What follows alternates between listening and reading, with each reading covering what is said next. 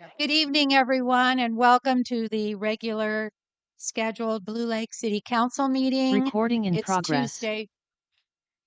It's Tuesday, July 23rd, 2024. Please join us in the Pledge of Allegiance.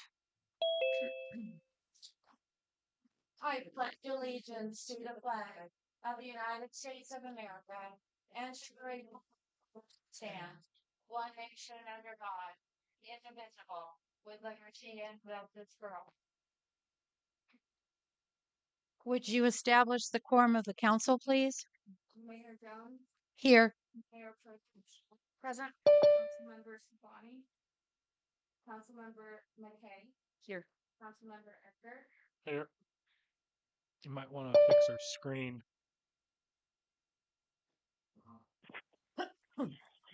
Excuse me. Okay, we are now on item 3, approval of the agenda. Is there anyone from council? It seems like we're going to possibly move 5 and 6, reverse those two because we have so many people here from the county for the natural disaster presentation. So that sounds good. And I don't think there's anything else we need to move. So let's open it up to public for anyone in the public that would like anything moved. Yes, Kent Swatsky. Oh, this is not public comment. This is, okay. Okay, great. I understand that. Item number 12, you have a public comment listed on their separate one. I've never seen that before. I just wanted to make sure that's what you're doing, is taking a separate public comment on 12. Other than that, I don't request to move anything around. Yeah, apparently we have to do that for our attorney. Is that correct, Mandy? Yeah. So our attorney advised us to have that extra public comment there. Any other concerns from the public about our agenda? We'll come back to the council for an approval of the agenda. I'll move that we switch 5 and 6. second, Motion made by Elizabeth McKay, seconded by Angela Shaw to reverse 5 and 6 and otherwise approve the agenda as delivered. Any further comments from council? All those in favor say aye. Aye. Aye. Opposed? It passes. We are now on public comment. The public is invited to present petitions, make announcements, or provide other information to the city council that is relevant to the scope of authority of the city of Blue Lake that is not on the agenda. The council may provide up to 15 minutes for this public input session. To assure that each individual presentation is heard, the council may uniformly impose time limitations of 3 minutes to each individual presentation.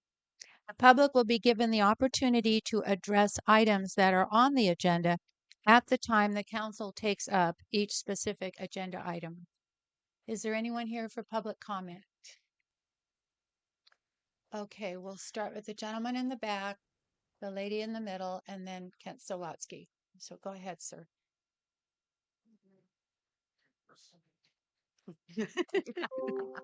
Yeah, Lucky duck. okay. You said lady or gentleman? No, The gentleman in the back, the lady in the middle, and Mr. Sawatsky. I don't know your name, and it's up to you whether you would like to identify yourself. I'm Ron Hill. I'm the owner of Hill Construction, Engineering and Electrical. I'm here to introduce myself to all of you. Mandy already knows who I am, and I've talked to her for quite some time now. I'm working with the owners of the power plant, and we've looked at doing decommissioning on that plant since roughly September of last year. And to give you a little bit of background on myself, I'm not very good at talking in front of people. It's not my strong suit here.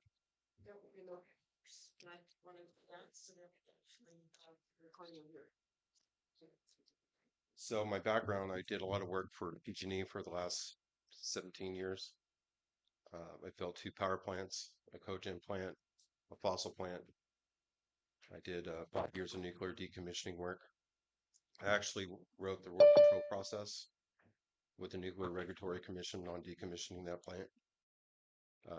We've done 17 substations all throughout California, switch yards, natural gas pipelines, so forth.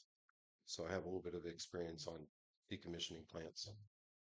So working with Glenn Zane and David O'Neill, we have talked in great detail about decommissioning this plant, uh, various ways of how we can do it.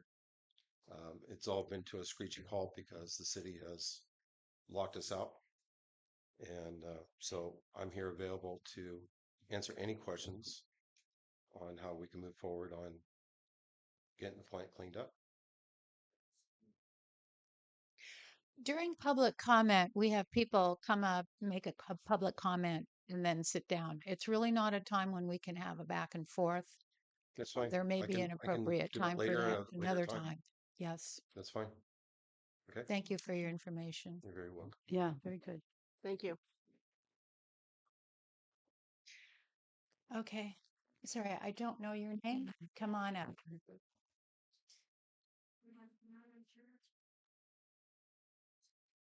My name is Linda Pooley, CEO of Mad River Brewery, community member as well. I am deeply saddened that I have to come here to talk to you about this. I'm even more upset about our treatment from the city manager. There's never been a time in the last 5 years the city manager has reached out to us for anything. Not to check on us during COVID, transitions, flooding, nothing. I have settled that this is the way it always will be. The favorites in Blue Lake will receive attention. I'm okay with that. However, we must be one of the top tax revenues for the city, along with bringing the most people along with the Blue Lake Casino. I have been told many times that we're the cornerstone of this community. I know we donate for almost every single event the city has. Recently, we had to evict Low and Slow Barbecue. Professionally, we did not air out why on social media, saving Low and Slow face. MRB must comply with safety and health regulations along with employment regulations. The kitchen was unfit, employees not being paid, and numerous other things. Low and Slow also had a free place to do business for 2 years. We did not only them a favor, but the city. On the second day of eviction, the city manager emailed one of my employees asking for my number. She sent it. The city manager then called Paskenta, the new owners of MRB, and let them know that Low and Slow is very loved and this is a bad decision. City manager brought up all the social media comments and was concerned. We let her know we have requirements to do business and also point out this is not the city's business to get involved. I felt obviously this is unprofessional, bullying, and out of line. We had an interaction this week with Bill, myself, and one other employee, also female. She left in tears. She went straight to Mandy with some very serious concerns. The city manager brushed it off. Mandy mentioned to this employee that the city had hoped Bill would take over the entire tap room, again overstepping and showing favorites. We have a week of transition before our new kitchen comes in. I scrambled to find a food truck. Finally, we found one. They let me know the city did not that wanted them out anyway, and that the other spots in Blue Lake have been slow, and they would look forward to coming to the brewery. I have sent you all the text between ourselves and this business, and I'm asking that stay in between council. The owner let the city know she was going to the brewery. They said, don't get involved and to not go. This woman is depending on using the kitchen in Prash Hall and didn't want to jeopardize that. And there's more in that, and I'll let you all read it.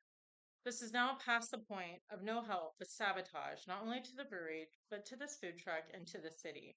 I am out of suggestions. The city manager should be supporting the largest tax revenue in town, not sabotaging it. There is no need for the city to be in our business like this. The city manager is out of line and honestly makes me feel like I don't want to do business here anymore. The last 5 years have been unbelievably difficult. Our own city is fighting against us. I do not know where to go from here working with the city manager. I am worried if this can happen, what else is there? The entire city and businesses have expressed concerns with proof over the years. This is on the council's watch to step in. Take it seriously. The council is obligated to fully investigate and protect the city. Neither has happened. Thank you. And Mr. Sawatsky?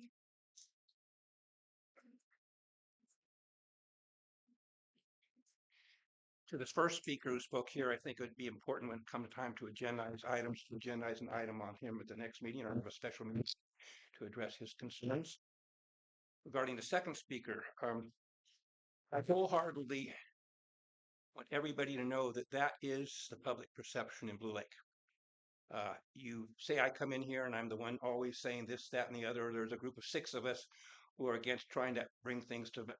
We are trying to be productive in Blue Lake, same as the tap room's been productive. We hit wall after wall after wall, and that's why you have very little actual business in Blue Lake.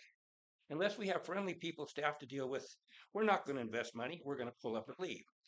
Uh, just so you know, Blue Lake's taxes that they're paying is actually the second highest city in all of Humboldt County. Ours is second, tied with Rio Dell.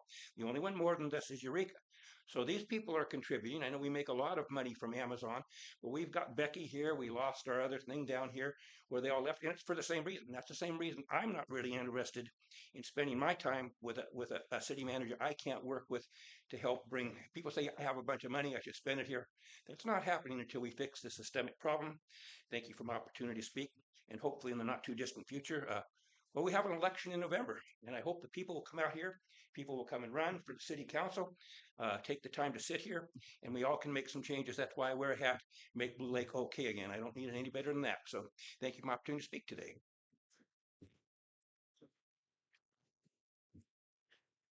Okay, I didn't see your hand. So then there'll be Becky. Jean, was your hand up? Okay, Becky and then Dana. And then can I speak all? That will come. Okay, I didn't. see- Can we change the screen so we can see who's there?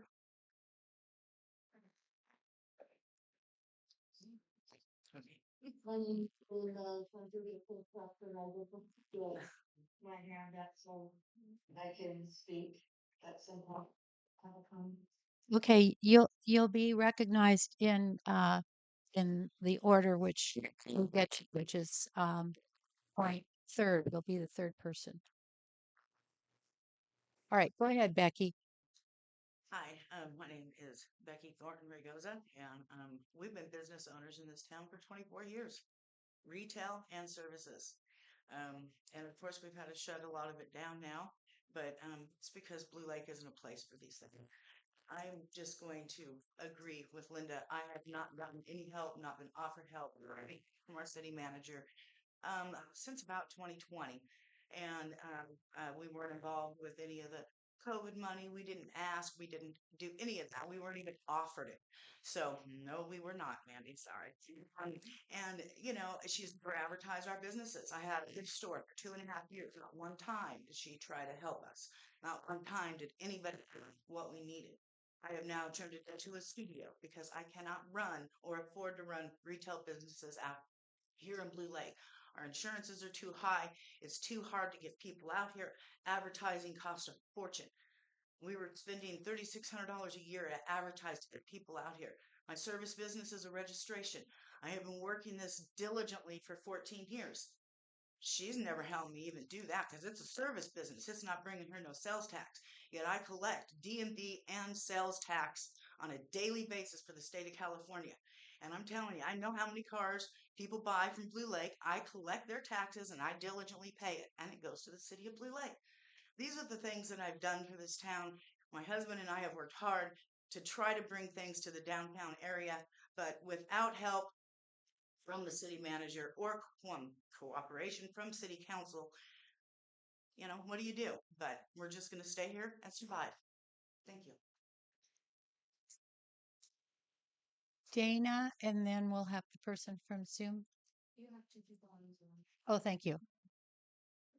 Okay, the last time I was at a meeting, we talked about where to put a restroom. We did not, no one that I know of knows what the plan was for the the city center plaza. And all of a sudden, it's paved. We put grass in originally, so it seems to me that that's what we wanted, but the people in Blue Lake were not consulted. And as far as I have understand, the city council did not know what the plan was. Now you have to correct me if that's true or not. So if you went ahead and put down all that concrete on the plaza without talking to the people, you're not communicate. That's our community center, and we needed to be included in that. And I'm curious.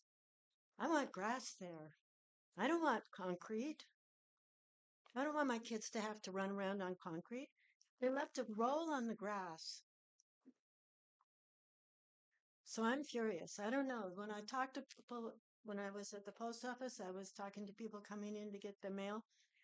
They were like looking at it going, yeah, I wasn't expecting this. I like grass. Everyone I talked to. So I don't know what the story is, how it happened without us knowing. But at that last meeting, Amanda, you were saying, "Oh yes, I'm communicating with everyone." Remember when Joshi, my son, was here? Was talking about in San Francisco how they involved the entire community. Our community is small; it's easy to involve us, and we were not.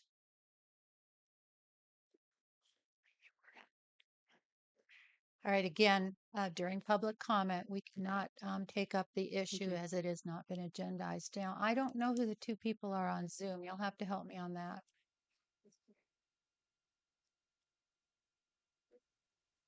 Okay, if it's okay, I can speak. Yeah, that's fine. Okay, my name is Julie Moog. I used to be a resident of the Blue Oak area. I still own some property on Liskamill. I'm actually representing Robert Figus. He's out on a fire, an emergency fire.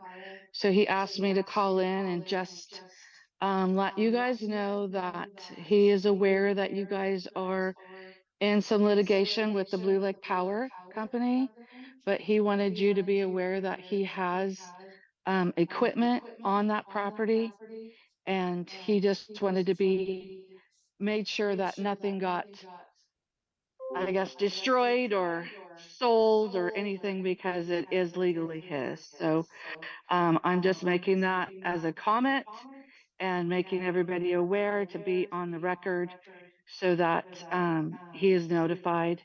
And I don't know what else you guys will need. I know you can't really chat back with me, but I just appreciate your time tonight. And that was all I really had to say. Thank you. Thank you, Julie. And Thank you. then, yeah, and then Julie, Christy, you're on now. Hey, I really want to thank staff for letting me jump back on that fast. I was trying to kick my headphones off because I feel like it makes me echo in the room. I hope that's not happening tonight. I wanted to start off on a good note for Annie and Mary Day for everybody. I think that's what our town's about, staying to our heritage, staying to our roots.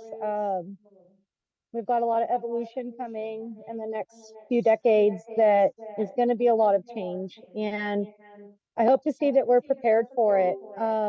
I've been an avid participant for many years now, and I want to applaud everybody in our audience tonight. We've been here, we've been trying, and thank you for showing up.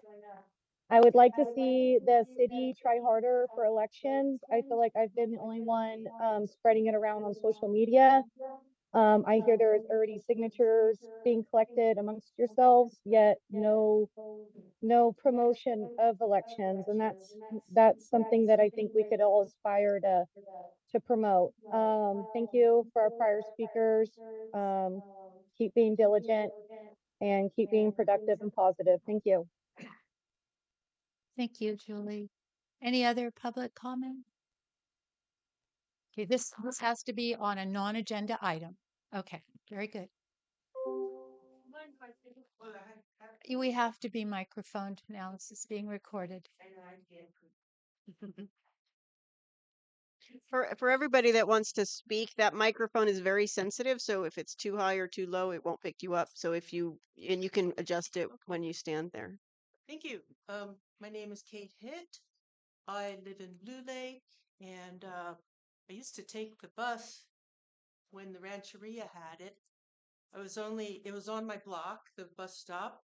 I only took it once because it took me 3 hours to get home. And now we have this bus and the bus stop right out here with inadequate signage. And it's very difficult for anyone to ride the bus. And we have a lot of seniors in our community, and I would like for the Blue Lake to help the Humboldt Transit Authority and HCOG to get more routes routed here between here, Arcata, and McKinleyville. So that's all I had to say. Thank you. Thank you, Kate. Any other public comments? Okay, we'll move on. Wait, one more. Aaron?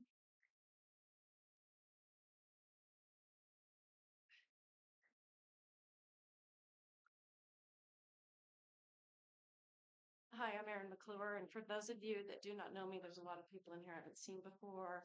I own a piece of property right outside of Blue Lake, and the Blue Lake has one of their the lease is 10 years expired, and I've been trying to negotiate another lease agreement with the city of Blue Lake. It was almost impossible to talk to the city manager, who just suggested that I had some sort of fascination with her when I went and spoke to her.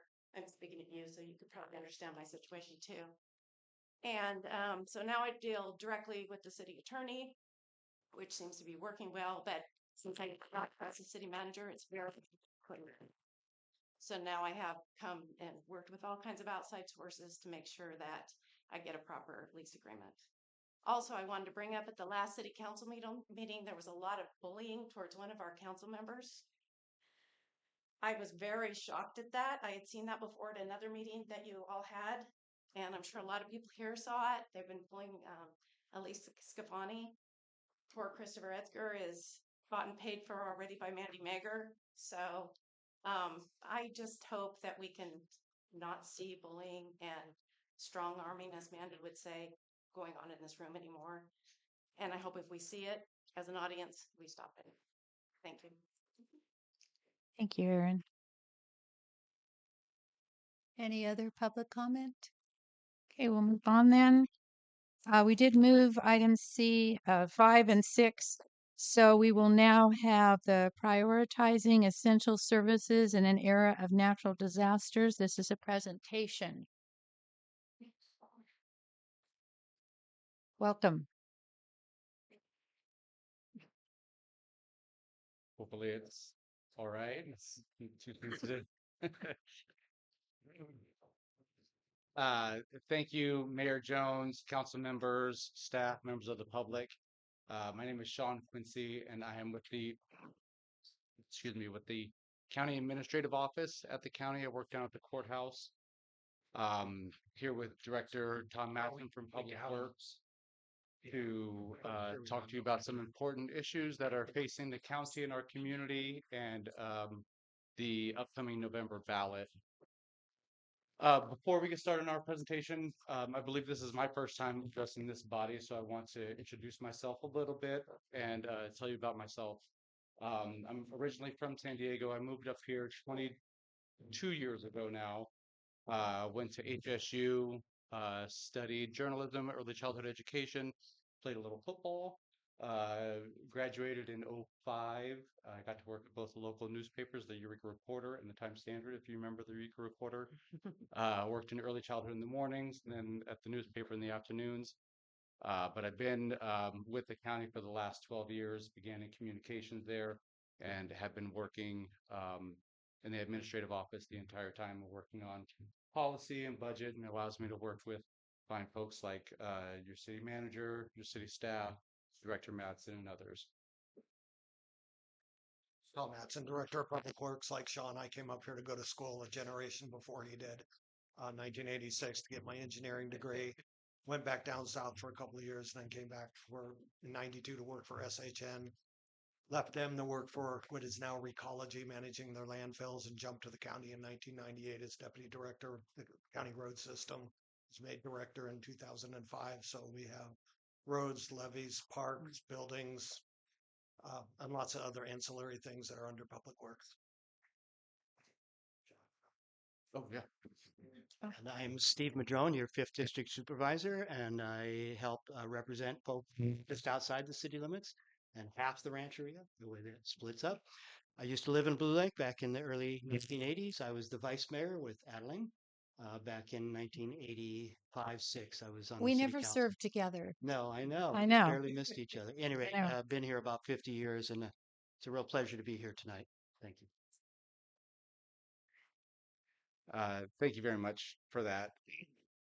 On to our presentation, we're here to talk about essential services and what we believe is a new era of natural disasters here at the county. Over the last 10 to 15 years at the county, we've seen an increasing number of natural disasters, both increasing in number and intensity. These disasters run the gamut: earthquakes, fire, seeing out in the Hillfire, floods like we saw this spring, landslides like we saw out in Centerville.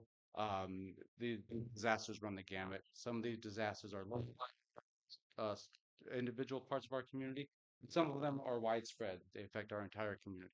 Regardless, when those things happen, oftentimes local governments will declare local disasters.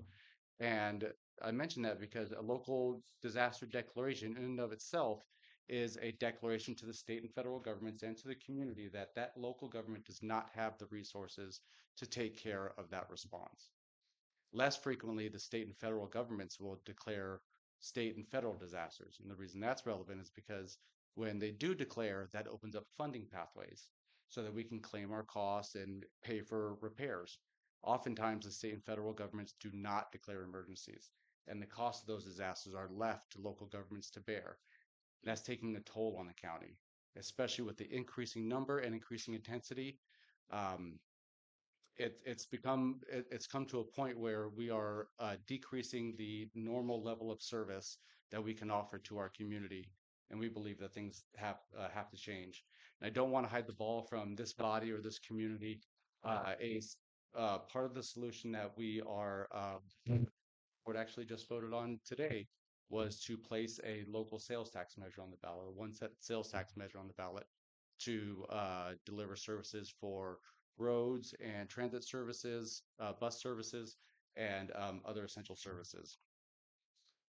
So we're here to talk to you about how we got here and where we're going to be going in the future. And for the county, the story for us starts with the state. Over the last 3 decades, the state has taken more than $500 million away from the county's general fund. And these are not funny numbers. These are not numbers that I just worked up on a spreadsheet. These are numbers that are maintained by our auditor controller's office. This was a property tax shift that happened back in the 90s that I know that the city is well aware of because it affected cities too. In the early 90s, the state couldn't meet its obligations. They were in tough budget times, similar to what they're doing now, similar to the shape that they're in now. And rather than dealing with it on their own, raising their own revenues or cutting services, they dipped into local government coffers and they redirected the way that local property taxes could be allocated. So those local property taxes go to cover state obligations rather than going to local jurisdictions' general funds. We keep track of this number every year, and the number grows each and every year. In fiscal year 23-24, that number was more than $25 million that should have gone to the county's general fund to take care of local needs. That doesn't count the increasing number of unfunded state mandates that we see each and every year and future state takeaways that we're seeing just in the governor's budget that got passed. The state is facing a $46 billion deficit. It's a historic deficit, and this is the way that these things happen. The state can't find a way to take care of its obligations, and it often looks downwards. So when times were good for the state, they promised future spending, future grants, future allocations. In the governor's budget, hundreds of millions of dollars in previously promised spending was taken away. Things that could have gone towards emergency response, transportation, and climate change efforts. Things that we were planning on pursuing that we can no longer go after. So with all of the combination of these factors, we just simply believe that we have to find a way to take care of our local needs. We have to have local revenue that cannot be taken by the state or cut by the state or federal governments. And that is the reason, those are some of the reasons why the board opted today to place that measure on the ballot in November. We can go to the next slide. Do I control it here? Thank you.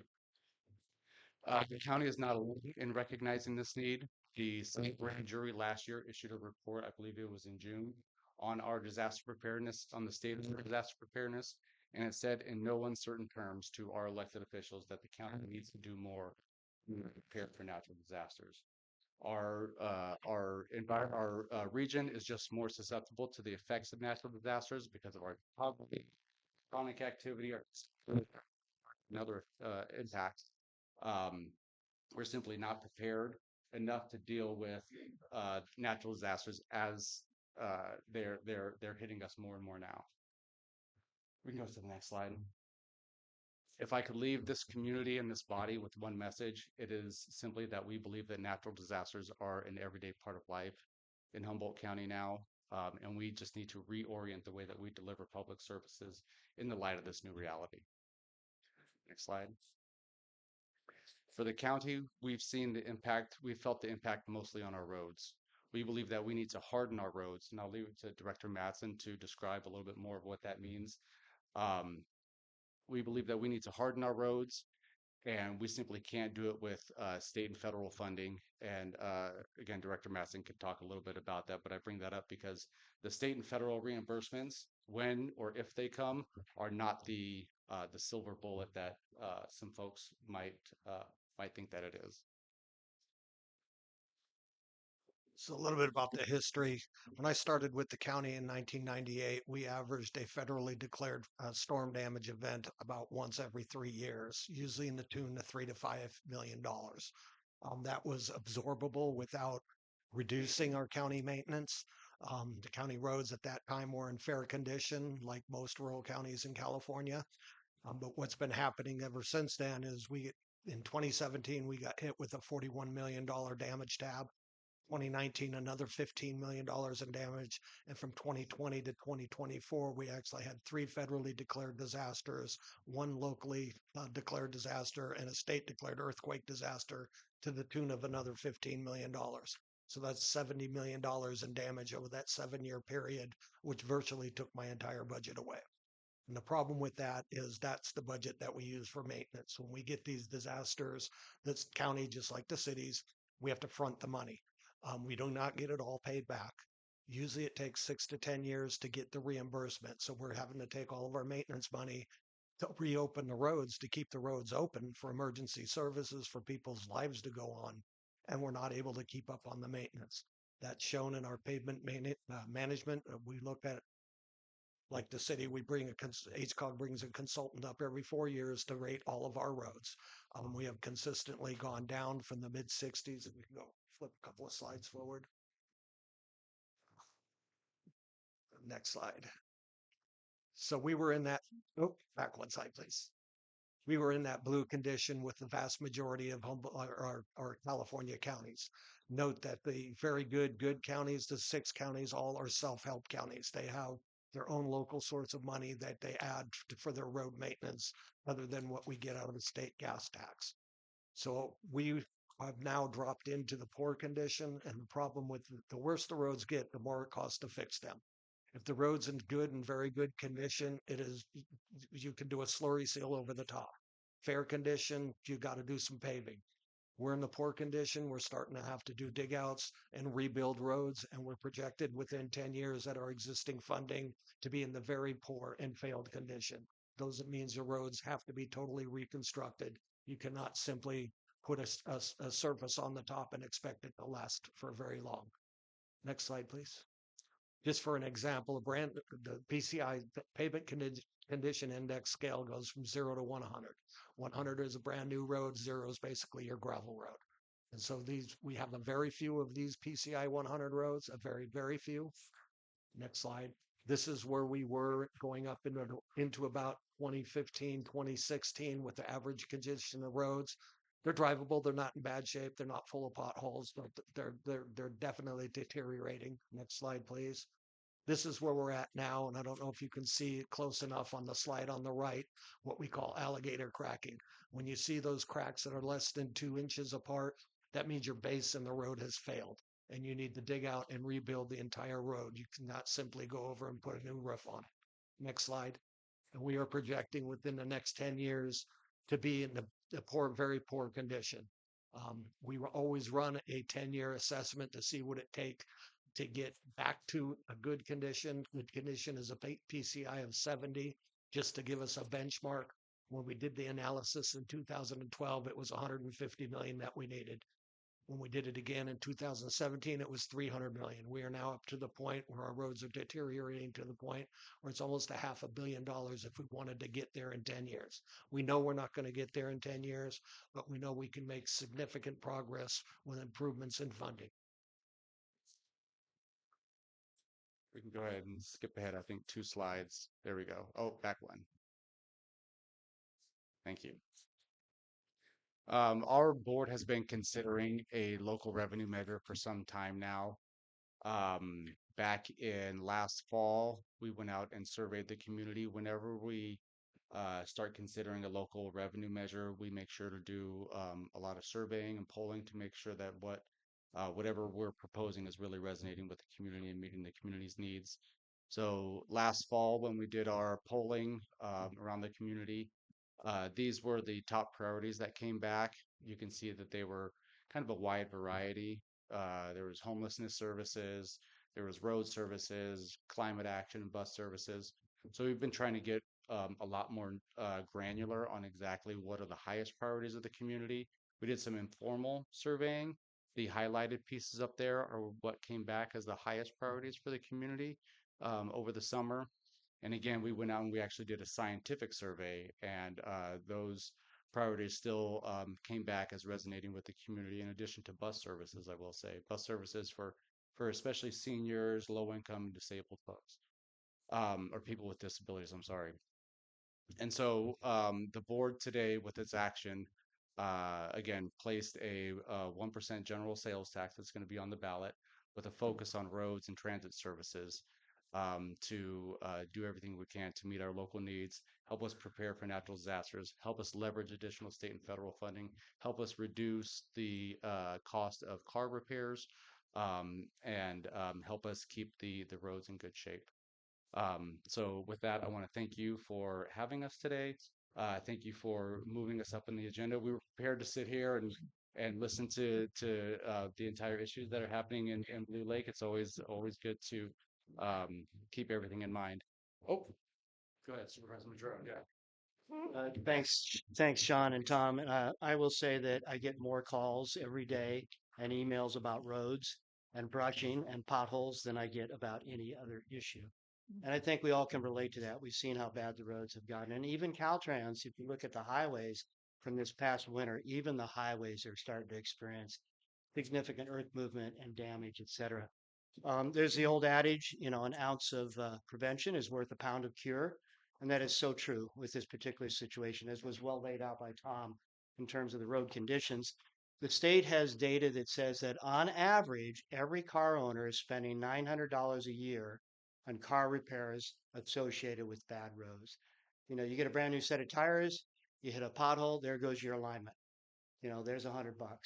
And tires then get blown out, shocks go, all kinds of things. So we're already spending the money, and it's wise for us to think about how can we put that money up front in a preventative way to do things.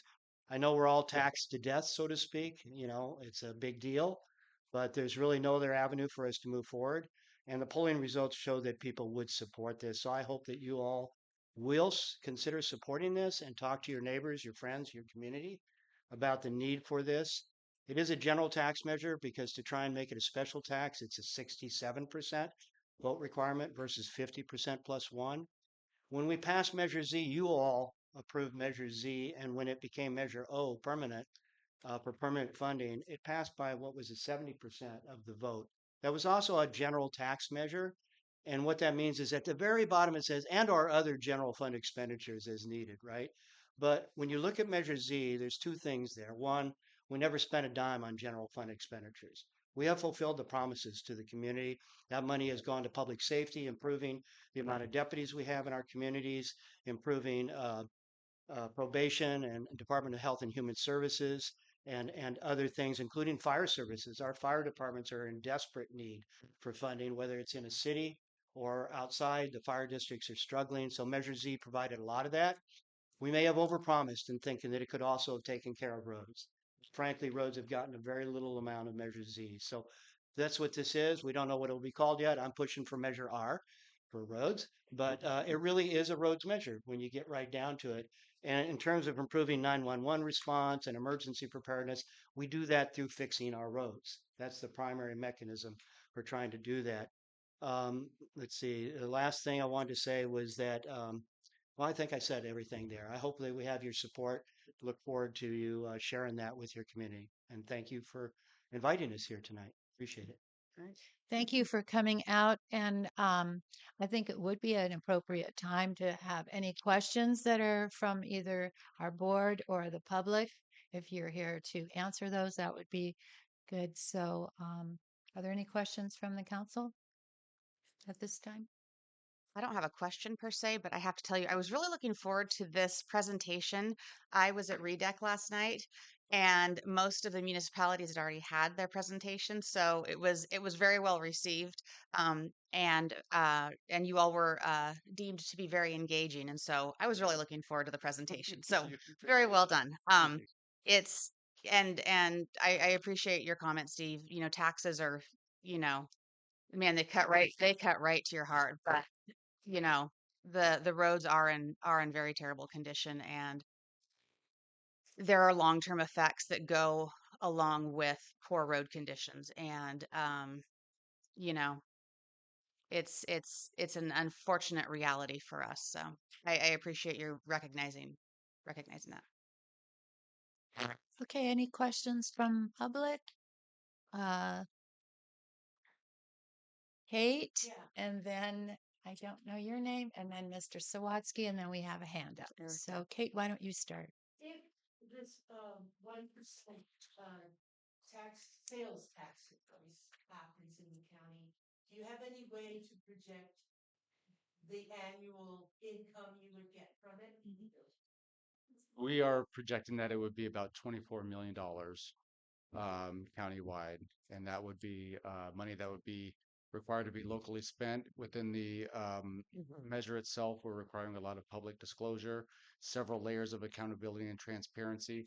If the measure does pass, the board will develop a working group with public works, transit representatives, and board representatives to figure out how much money is going to go where. From there, we'll go down to HCOG, and Public Works, Tom, and Transit will go and say, hey, this is what we want to spend our money on. So they'll have project lists of exactly what they're going to spend that money on. HCOG is those committees are technical committees, and that's why we do it. There's Public Works managers, transit operators. Those are Brown Act committees. They're required to do a lot of public noticing and public disclosure. Once that money is spent, that money will the review will go to, at the county, we have an audit committee that is made up of our elected auditor controller, treasurer tax collector, county administrative officer, board members, and citizen appointees to review the expenditures to make sure that it was spent the right way. So $24 million, it'll be be a lot of public disclosure and transparency involved in accountability.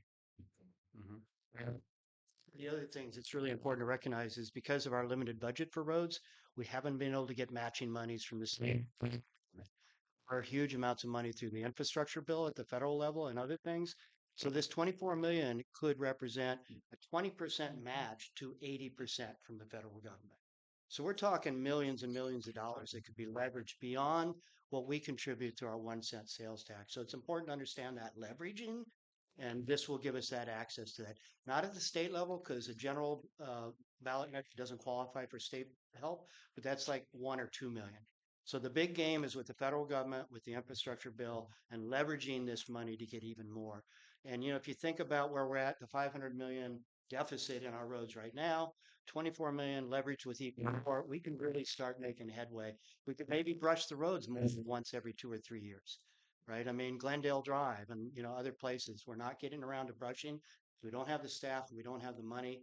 That leads to fires, fire starts, and other problems as well. So, you know, there's a lot of things that tie together here, as was said, those issues that are much bigger than just the road. So, yeah.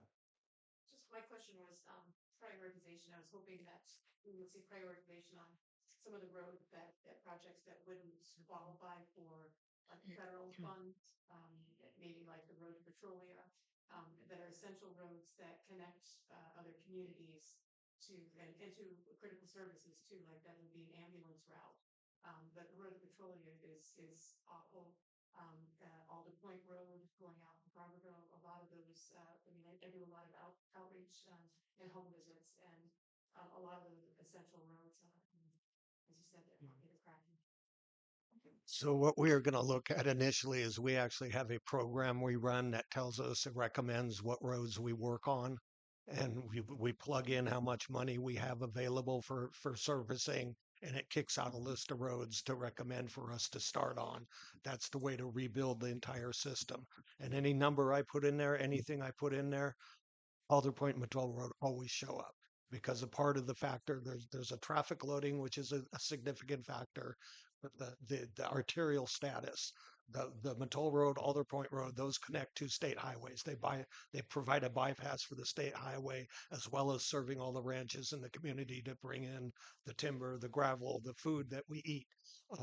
And so those do get prioritized, but we try to keep the politics out of it and let the science recommend what we need to work on. And it does recommend those kinds of roads because of those priorities. Okay, Kat, and then hand. Julie. Thanks. Ken Swatsky, I can totally guarantee they will confirm that there's no bigger thorn in their side than myself at the supervisors meetings. I attend, there's nobody who even spends 20% of the time from the public in those meetings. So I do have a pretty good handle on what's going on. Unfortunately, today we weren't able to do a deal. I did a deal yesterday with Trinidad, where me as the executive director of the Hamilton County Taxpayers League will endorse their tax measure. We're coming out in favor of it. Today, what was offered to the county from Humboldt County Taxpayers League was that if they put a 1/4 cent sales tax on strictly for roads, and they had another 1/4% sales tax that could be used for anything, general fund, taxed as feeling appropriate. This was something they were interested in doing. I was totally confident I would have been sitting here today, or sitting with these people, speaking with these people to try and pass the taxes that I was proposing to support. And I was willing to go around and support those. We have money in the Humboldt County Taxpayers League. We're kind of an old league. We happen to have them. This might be the last time we participate in tax things. Some things that should be noted here.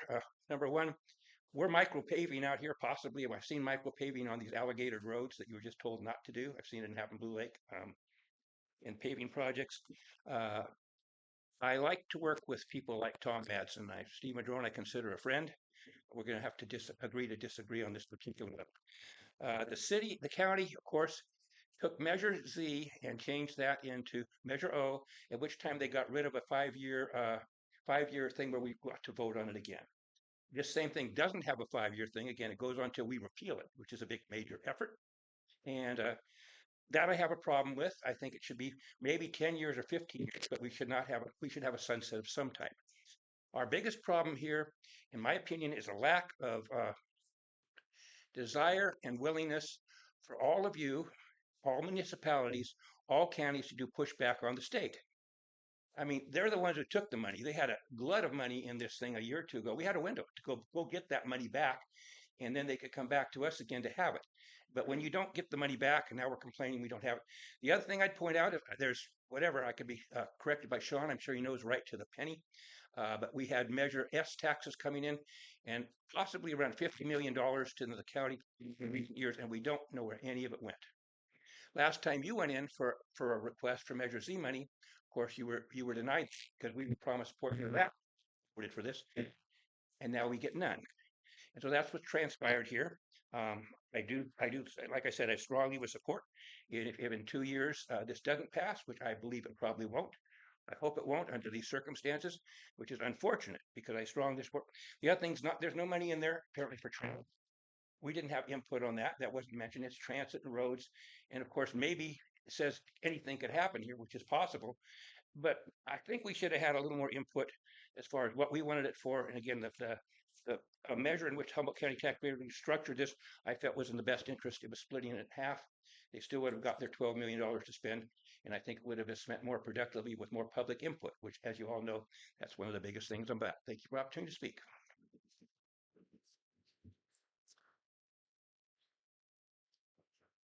Did you want to respond to those comments? Okay. All right. Julie, you're on now. I'd like to also give Tom Matson just a little bit of kudos. I'm not somebody you particularly know, but I've been staying up on the county for many years now, and I really applaud what you've done for us. So thank you very much. I would like to ask that staff, when we're having presentations, I'm going to repeat myself. If we can screen share on Zoom, that's always great. I've been avid to counsel during decision makings, telling you guys how broke the county is and the state for grants. So this wasn't really supposed to be a ballot promotion item, yet I kind of understand its importance given emergency preparedness. I feel like we really need to focus on internal infrastructure and really getting us off the grid. But I really feel everybody needs to be conscious about enforcing the proposed county climate action plan. I'm very concerned about that. It has had very little circulation. The supervisors have not been really promoting it. Natalie Arroyo has been on side meetings. Not like you guys are coming to us tonight with this document. So we need to slow down, in my opinion, just a little bit on going green to the extreme. It's going to kill this county. We need local businesses to keep our infrastructure happening. There's too much waste of funds already. I mean, look at the funds Caltrans is wasting on this trail that's never going to happen out of taxpayer dollars. That saddens me.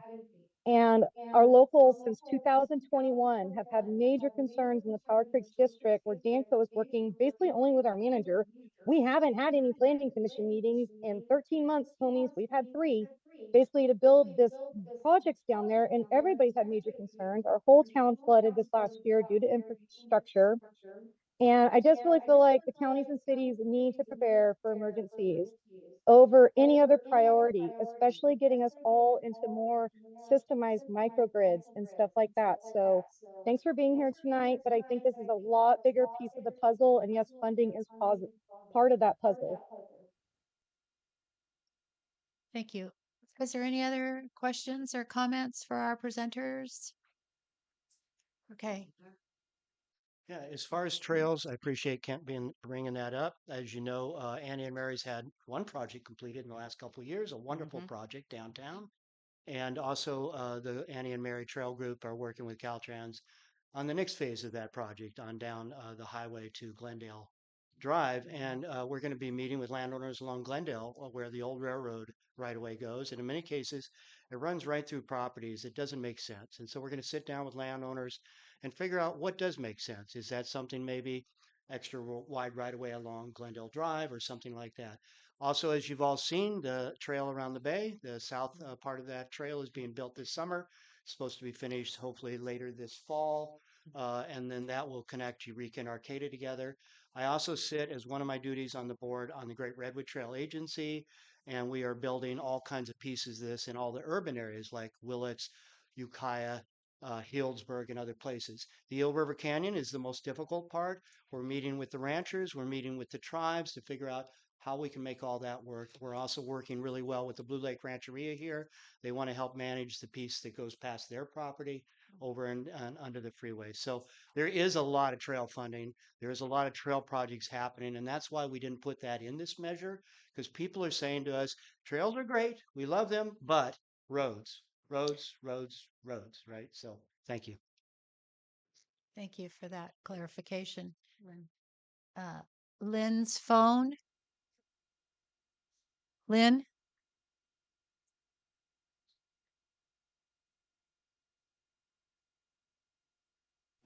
Okay, now I'm unmuted again.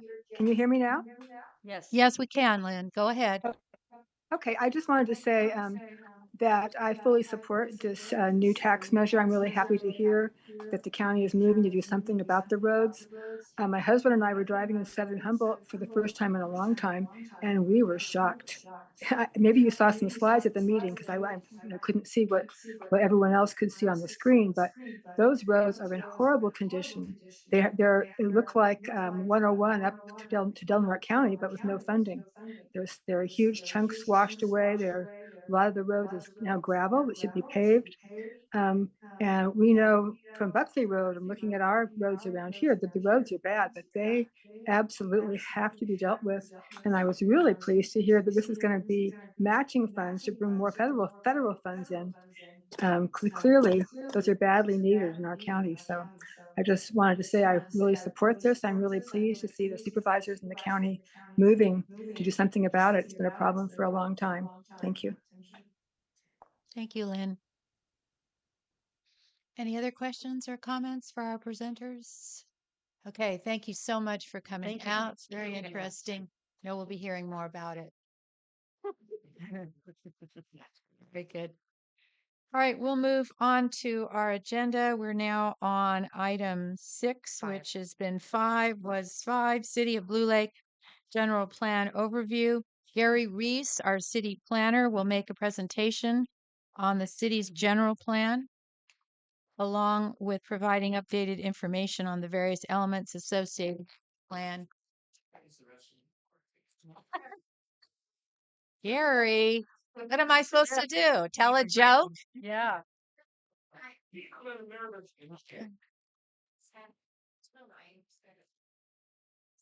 Mm-hmm. Sure. Oh, okay. Our attorney, Ryan Plotz. Oh, there you are back there. Hi. Okay. Ryan, did you want to come sit?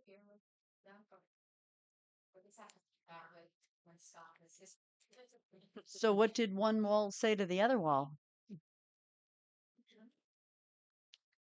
Meet you at the corner. Thank you for that joke. I apologize for being tardy to the meeting. I had to park down the road. There was no parking. I see. Okay. I'm wondering if we should have maybe moved the future agenda item up in front of the closed session. Well, we have an agenda now, so we can't really change that. We voted on it. Okay.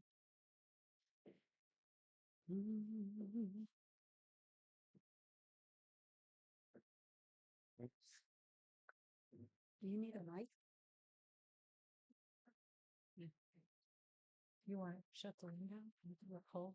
It's gonna get cold. I know my daughter got to my leg. I just have the door open. Never mind. Did not text her. What do you want me to do? What?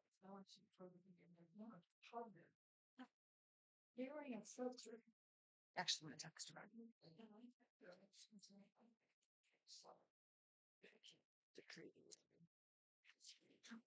Is that the one? Oh. Yeah. Find out. Okay, we're all refreshed and ready to go. Well, one of you are. Appreciate that. Thank you. And this is Gary Reese, our city planner. Yeah. So for those of you who don't know, I'm Gary Reese. I work for SHN, the consulting city planner for the city of Blue Lake. And our firm provides both planning and engineering services to the city. So this presentation is before you tonight because there's been a lot of interest recently in the city general plan, especially in the last couple of years. So staff was asked to give a presentation to the Planning Commission and Council about the status of the city's general plan. And we did the presentation to the Planning Commission a couple months ago. And for the most part, I'm giving pretty much the same presentation just for the benefit of the council. So what I intend to cover in the presentation is what is a general plan. So just kind of some basic background information so we're on the same page on what a general plan is, what the required elements of a general plan are as required by the state of California, the contents of the Blue Lake General Plan in relation to those requirements, also the results of general plan implementation since the 1980s, the last time the city did a big effort to update its general plan. I also like to discuss amendments that have happened to the general plan since the 1980s. I think that's important to understand. And then lastly, finish with talking about what we're proposing to do and what we're calling modernization of the general plan, as I'll describe through this presentation. The general plan, I have it over there in that binder, but it's kind of a hodgepodge of documents prepared at different times. It's not a cohesive document. So it's not easily reviewed by really staff or the public. And so we would like to take measures to make it a more cohesive document and have it uploaded to the city's website. Can we go to the next slide, please? Great. So we'll start with what is a general plan. So, as some of you may know, the state of California has the Governor's Office of Planning and Research, or we call it OPR, and that's the state's comprehensive planning agency. And this agency has developed guidelines for general plans to advise communities on what a general plan needs to contain.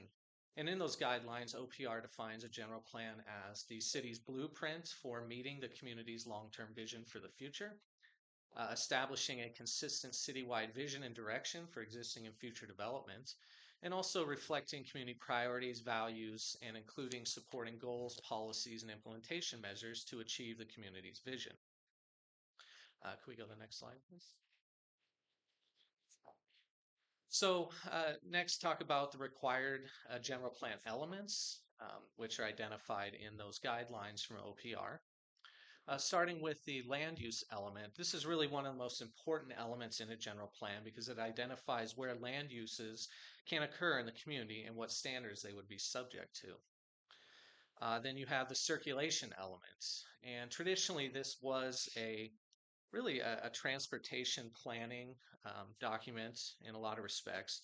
But nowadays, the circulation element deals with addressing infrastructure needs related to circulation of people, goods, energy, water, sewer, stormwater, and communications. So not just about transportation planning.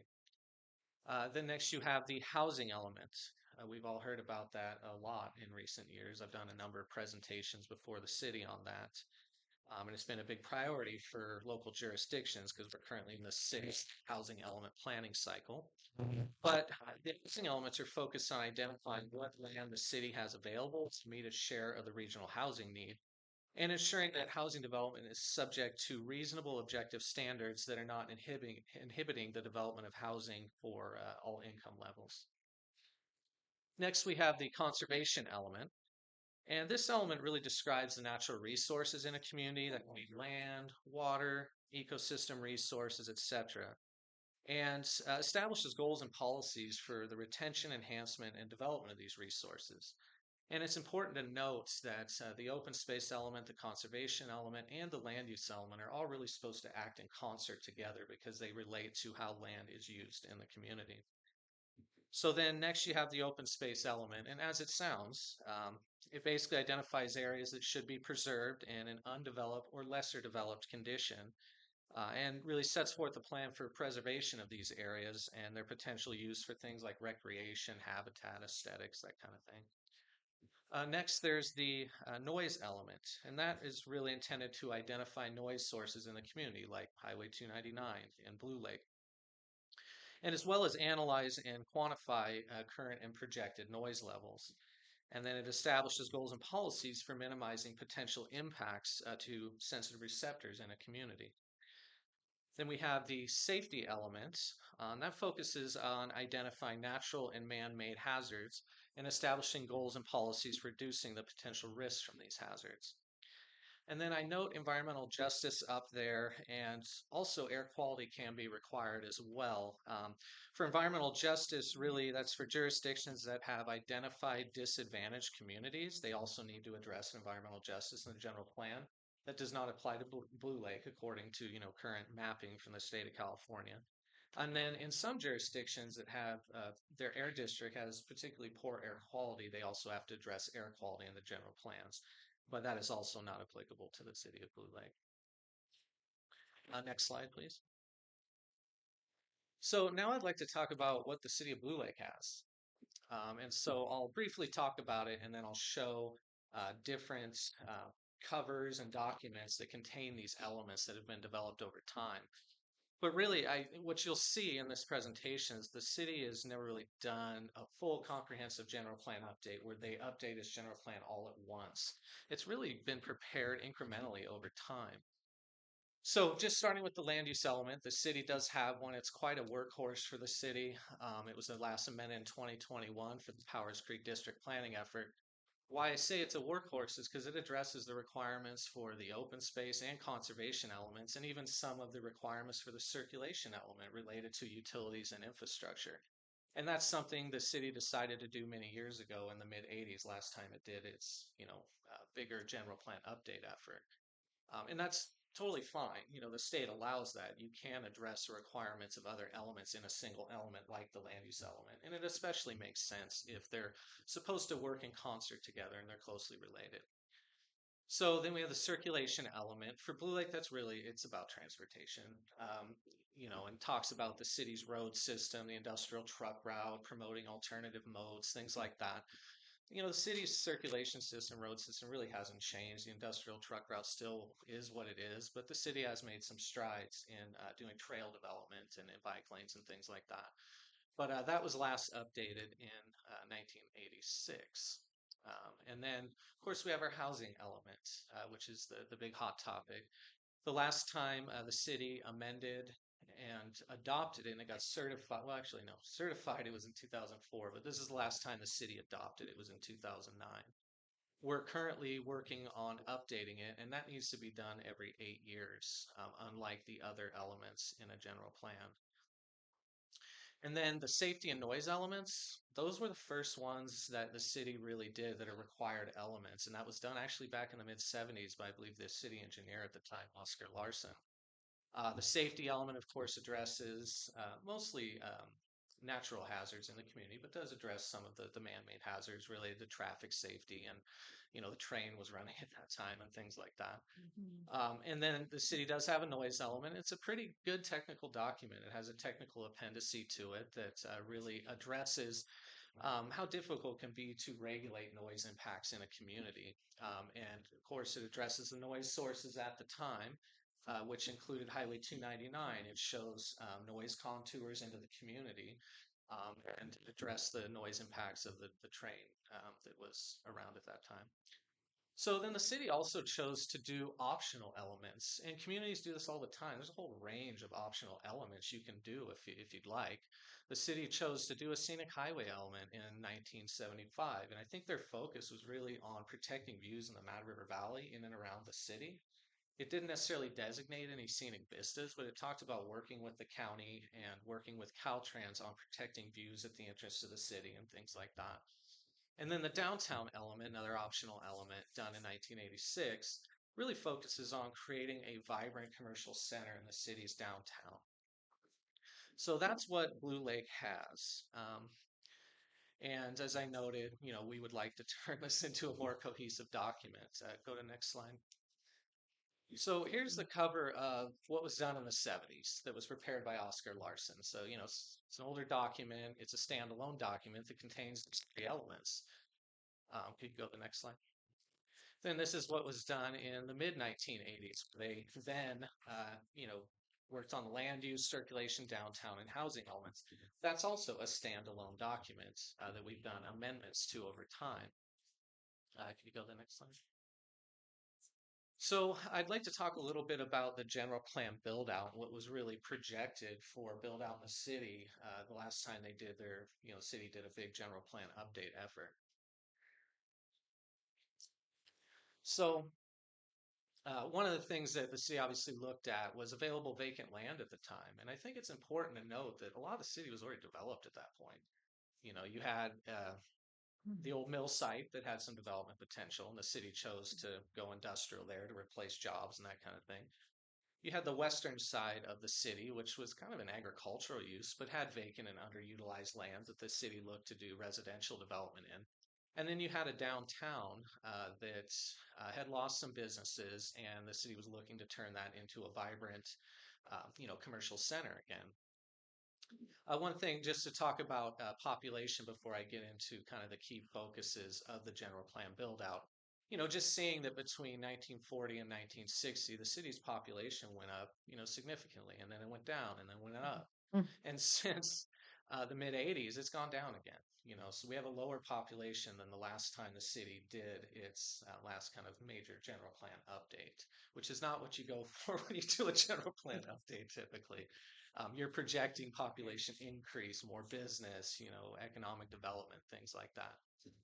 So just to touch on some of the key points of what was projected in the general plan build out, you had the plan for the industrial park. So they designated that area for industrial development, and we're looking to replace the jobs lost when the mill closed and bring in revenues for the city. And you'll see in the general plan, it talks about this being the economic engine of the community that was going to make it financially stable over time. Then you also had the plan for the downtown, which again was to bring in more business and make it a vibrant commercial center.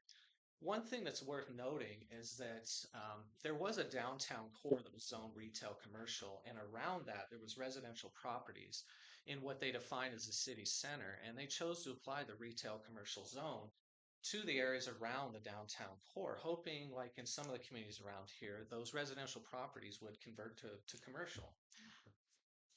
So that was the plan for the downtown and the surrounding areas. And then the western side of the city, they promoted for or planned for residential development, and they applied what they call the planned development residential zone, and that was kind of like the hot planning tool back then, where you had sites that had a lot of environmental constraints or issues, and essentially what that zoning tool allowed is to concentrate development on the portion of the property that had development potential, and then to protect the other areas that maybe had environmental constraints, wetlands, drainages, things like that. And with the PDR zone, you were able to have higher densities on the portion of the site that you could actually develop. Hasn't necessarily been used that much over time, but that was the plan back then. So if we could go to the next slide.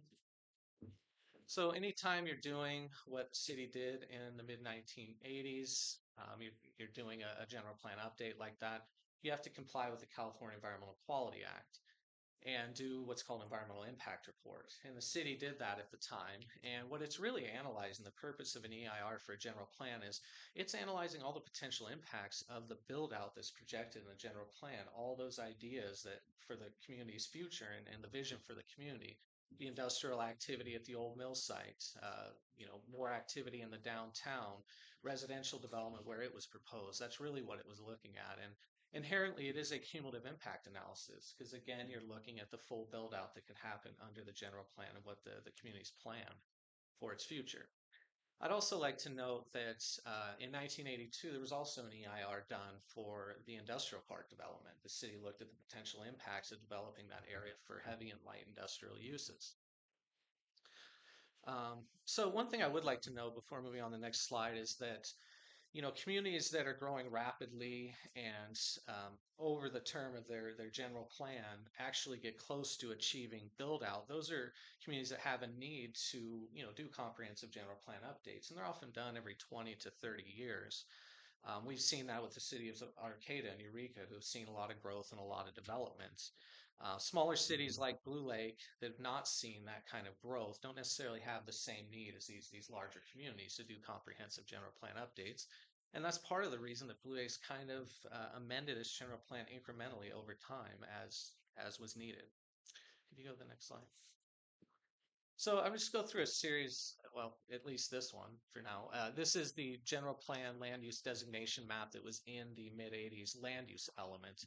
So it illustrates, what the city was looking at that time. Much of the town was zoned, or I should say designated for a residential development, including low density, medium density, and multifamily. Then you have commercial in a few pockets, the downtown, and then some areas along Railroad and Blue Lake Boulevard.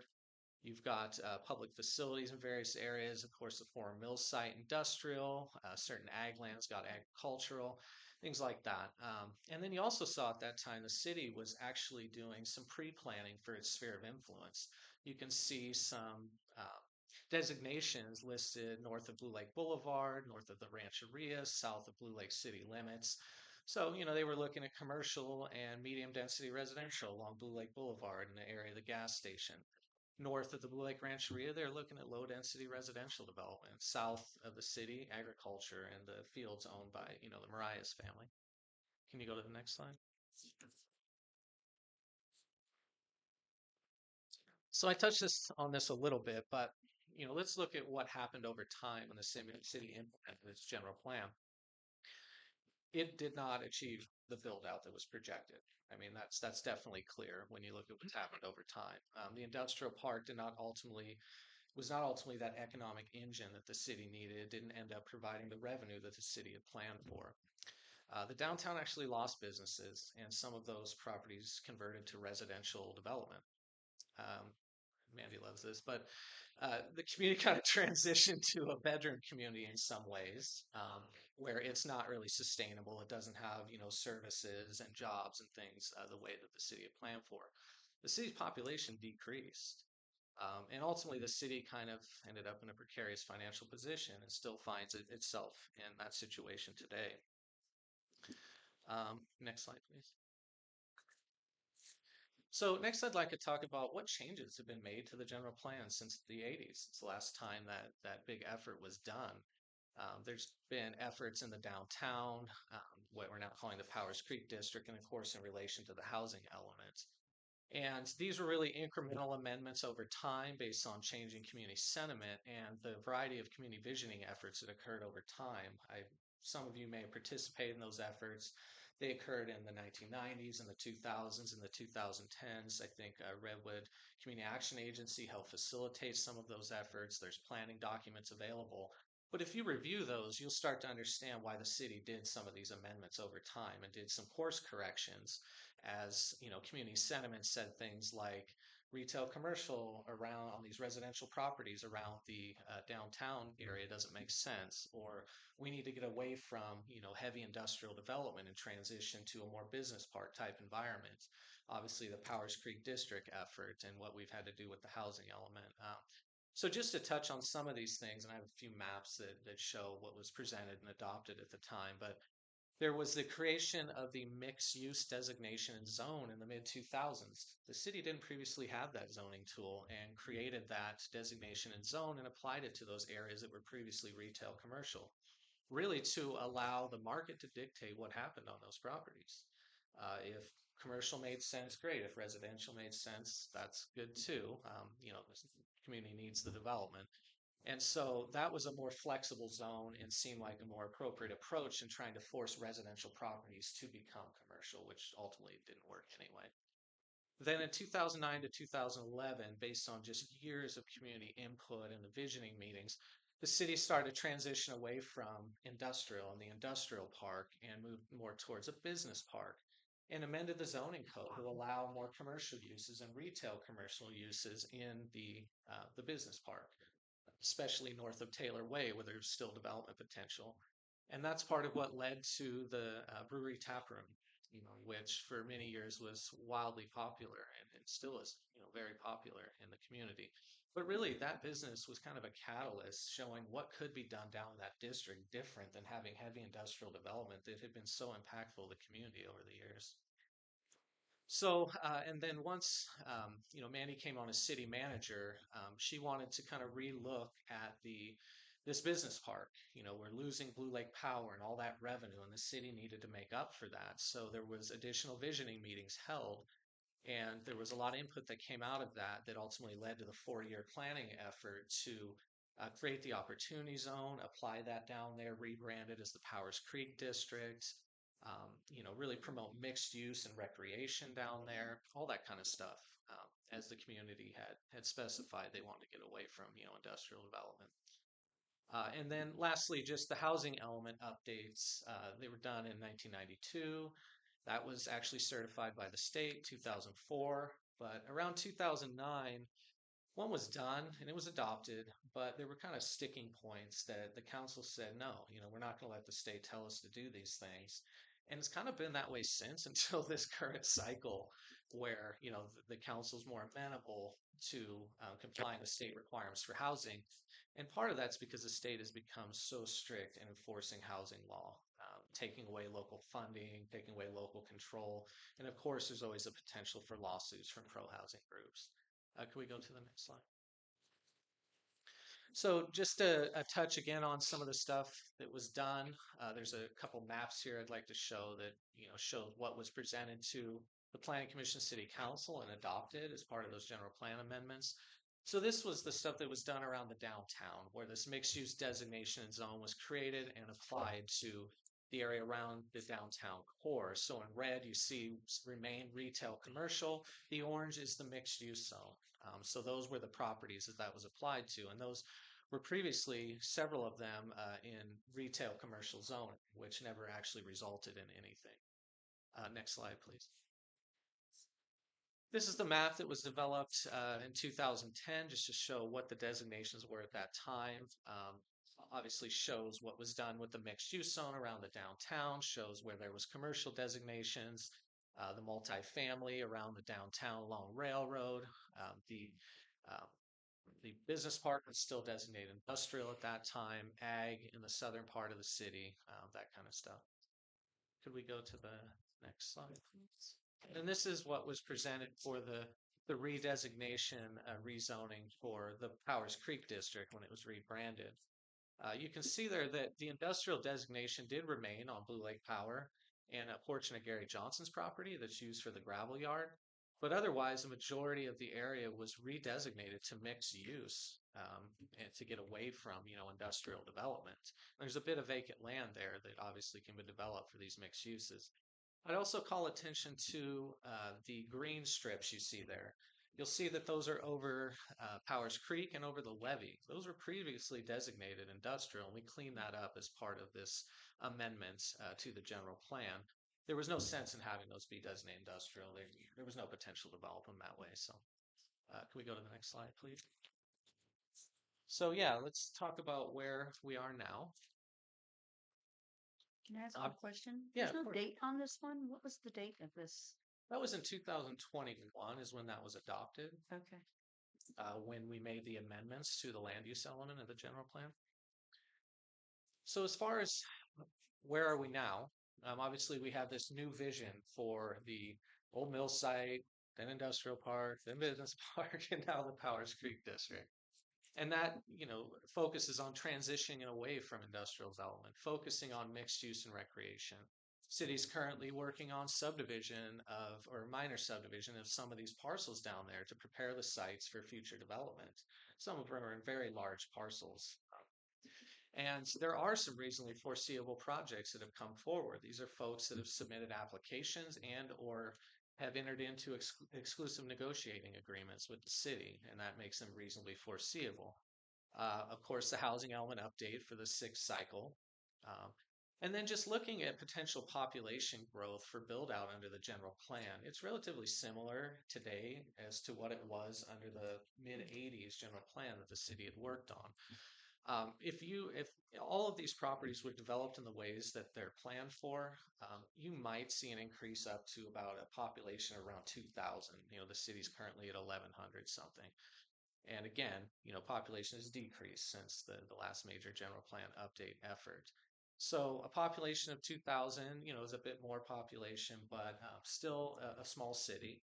And hopefully, that additional population can help support some of the commercial uses that may be developed in the city or open in the city over time. So one thing, just to kind of some key takeaways is since the 1980s, the city has really moved towards land uses with fewer impacts to the community by moving away from industrial development. Essentially, the city's trading out were areas zoned and designated for industrial to now have mixed use, and that's what the opportunity zone does. And that type of amendments and those amendments that I went through don't necessarily require a comprehensive general plan update. They're really course corrections from what the city set out to do in the mid-80s. I'd also note that some of the elements in the city's general plan could be updated to be consistent with current guidance from the state. The current guidelines from OPR lay out what should be in these elements, and because some of them haven't been updated in many years, they don't necessarily meet all of that criteria. We're currently updating with grant funding from the state the housing element to be updated comprehensively as its own element and to meet the current standards of state housing law. So I think it's important to point out that the fact that the city's never done a comprehensive general plan update or that some of its elements could be updated to be consistent with current guidance from the state doesn't in any way mean that the city's unable to approve development applications for projects consistent with the city's general plan. I think that's an important point for everybody to understand. Next slide, please. So this is the last part of the presentation regarding what I'm calling modernization of the general plan. And again, this is to take, you know, essentially this collection of various documents and to put these into a cohesive format. You know, some of these are only scanned in. They've never been typed out. They were originally, you know, typed on typewriters. So, you know, they're scanned in and we'd like to put them through text recognition software, get them into Microsoft Word and you know, have consistent formatting among the elements and all that. The content and formatting would stay similar, but it would be cohesive. And ultimately, what we would do, like many communities have done in the state, is you would be able to go on the city's website and see, okay, here's individual PDFs for cover page and the table of contents. And then each element would be its own PDF. It's much easier to review the elements in that format than it is to have, you know, a document that's 700 pages long. So that's kind of the trend that communities are moving towards. And something we're proposing, and I believe did ask to have that in budget for this year to be able to pay to do that. And I think once that's done, people will actually be able to review this document in a format that they can understand, makes sense, is up to date. And I think people will see how much work has been done over the years, starting in the 70s, the 80s, and then incrementally over time. It's a pretty good document. And there's been a lot of effort put into it over the years by a lot of talented people. And hopefully people can see that when it's on the city's website and easier to review. Go to the next slide, please. So that concludes my presentation. Obviously, I'm available for any questions. I really like, you know, some of these historic aerial photographs that are available through Cal Poly Humboldt. You know, the one on the left with the bird's eye view of the downtown, the one on the right showing Blue Lake in 1953.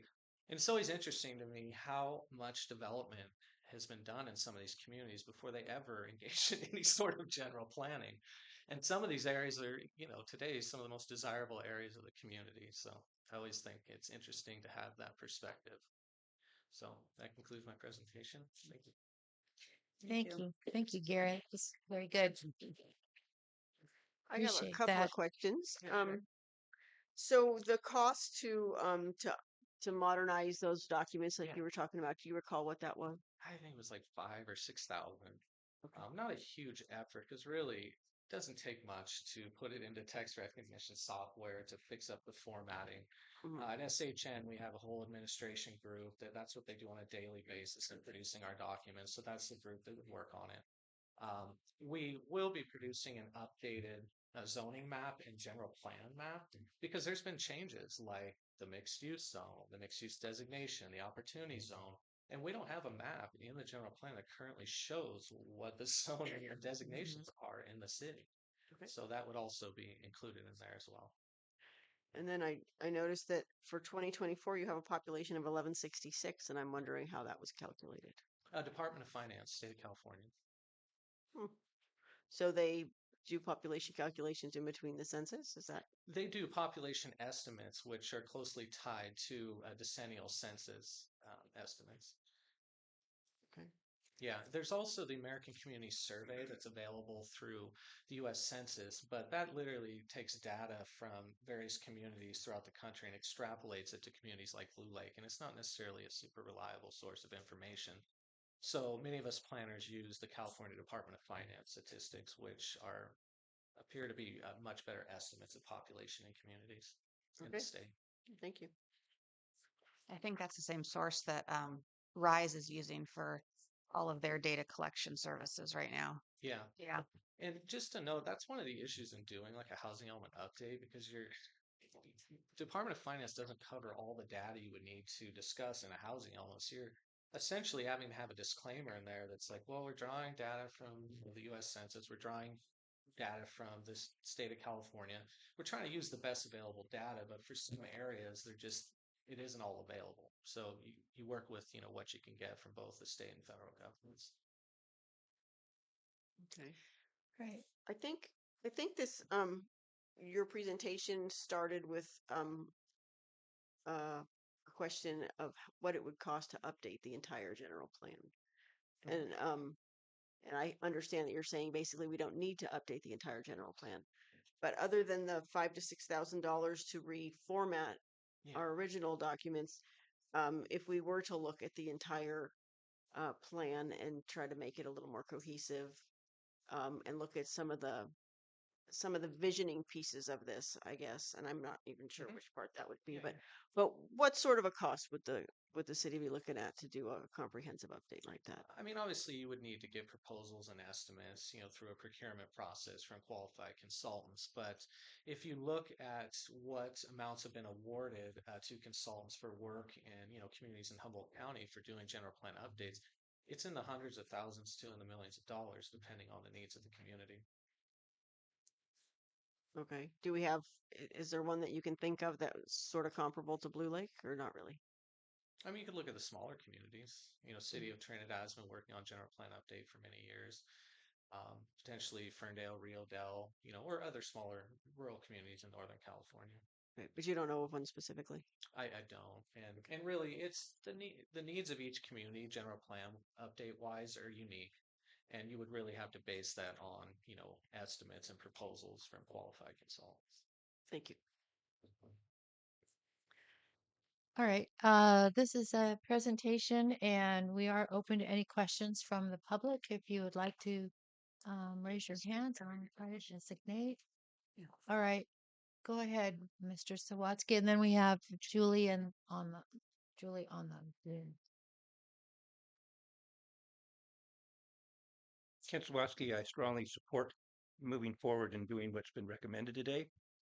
It's, in my opinion, probably should have happened before we did our housing element update.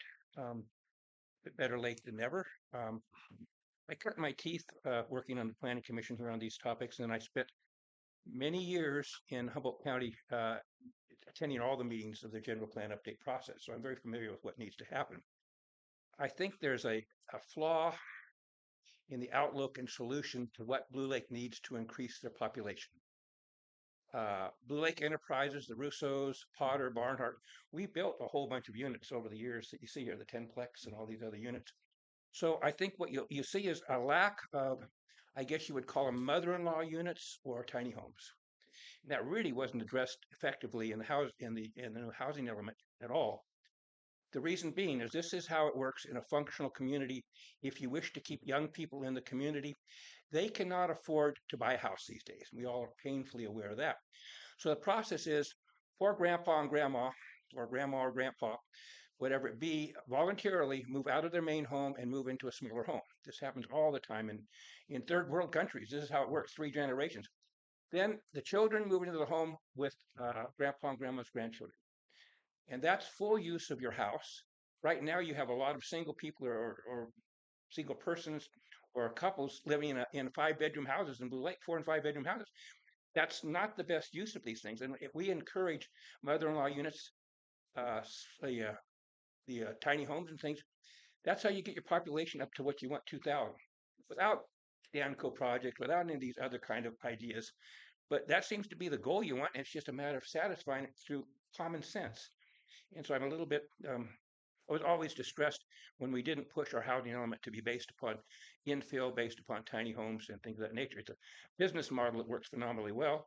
It enables us to keep our local families here and our grandchildren here, which as grandparents would really enjoy. So that, in my opinion, should at this time be moved forward rather than some of these other issues. But I strongly support spending $6,000 this time to get on the page. And that technically should happen before you have any other larger projects happening in Blue Lake area, as far as I'm concerned. Thank you for the opportunity to speak. Julie and then Lisa. Julie, go ahead. Yes, I'd like to start with Ken. I did believe in that land use element of things that stuff. Gary should be more privy to that than me and Mandy. But for the benefit of council, they would have been printed out the general plan versus pretty much another scripted presentation, basically for dummies to agree with our projects. It is getting to this point to be like kind of embarrassing additional copies of the general plan for the public, or at least how to dig it out of the Powers Creek District page. You go on the city webpage, you go to the District link, our general plan is there. And it could have been on our packet. So I have to say, Gary, you are false. The general plan is on the website, is more cohesive than you guys should have been arguing back. Haven't you reviewed it? I've been reviewing it for the last 3 years in many residents.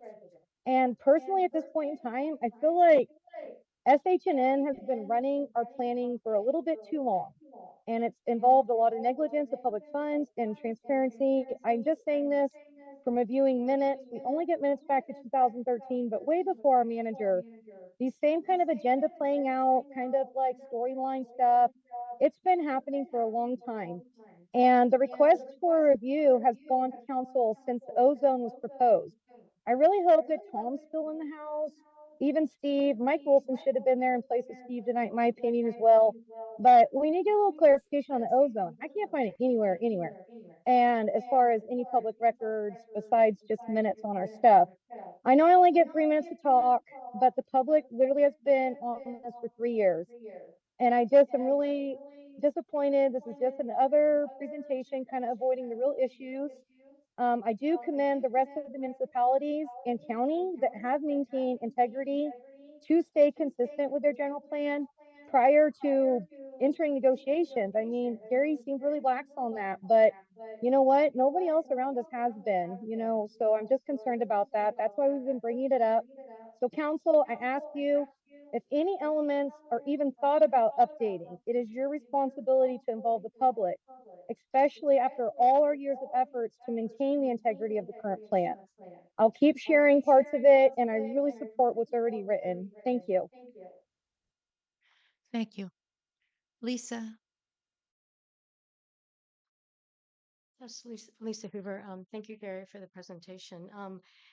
I would like to understand if, and I don't know if you can answer this question, Gary, but because back to maybe what she was saying is that when you have to go to the Powers Creek District. It has draft housing element update, general plan update, Blue Lake general plan, public safety, noise, and then it has Blue Lake use, land use element update. And so if I were as a member of the public to try and navigate that, and I think that's the point, is that you're going to update some things in the zoning maps, but what about the general plan document? Is it going to be, could you not prioritize, could there not be some areas that could be prioritized for updating? Maybe instead of doing it all at once, but I am interested in having it done all at once, but it just seems like I'm not clear on how this new version is going to help us connect the dots, because there's the 1984 text, there's the 2000 text, there's the 2021 text that's all under the Powers Creek District area. Can you describe, I know the zoning map needs to change, but there's also the way it's presented. It really is hard to navigate, but also it seems that some of those areas are going to need to be updated to be consistent with some of these zoning changes. So it seems like there are elements within the general plan from the 80s that should be prioritized for updating to be consistent with what your efforts are going to do as well. So I have a question about updating elements of the general plan as well as organizing it and making it more readable and accessible. Thank you. Yes, you and then Jean. He can ask. and Oh, answer. yeah. It's a Oh, did clarification. you? I'm not sure if was the question clear to you exactly? There was a lot of questions embedded in there, but I can try. Do you want to try to address? Yeah, it? why don't you go ahead? Thank you. So first off, I would agree that what's on the Powers Creek District page is a lot of different documents, and I understand that it is confusing to the public. You do have the 1970s document, you have the 1980s document, but then you also have the amended land use element up there as well. And what we're really talking about is taking all these documents and making it cohesive. That 1980s version needs to go. That's confusing to folks because they'll read that and they'll read the updated one and they're like, which is which? These say different things. We've had that 1980s version brought to meetings and people are like, look, you didn't change the land use element for the opportunity zone. It's not shown in here. Well, sure, that's a document from the 1980s. But if you look at on the page, There's also a document from 2021 that is the most current version of the land use element. I would agree that there are some, as I noted before, some changes that can be made to some of the elements to, I don't know, I was on a timer. So yeah, I would note, the city did receive some funding in 2012 from the Strategic Growth Council, and we worked on the land use element, we worked on the circulation element, the housing element, we even worked on an optional energy element. And at the time, the council said, look, only move forward the highest priorities. And ultimately, what came out of that was the land use element moved forward. We do have an updated draft of the circulation element sitting on the shelf. New figures, new priorities based on input from folks at the time, the community. So there's already some efforts that have been made that could be moved forward for relatively a reasonable cost. But yeah, somebody also pointed out at the planning commission meeting, look at the safety element. I don't know that it really adequately addresses wildfire. So, there are things that can be done. Our firm can do the incremental updates.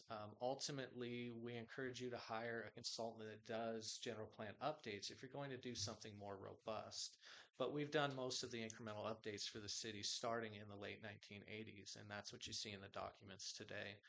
Um, there's old general plan, land use designation map, that's in the document. You have the old zoning map.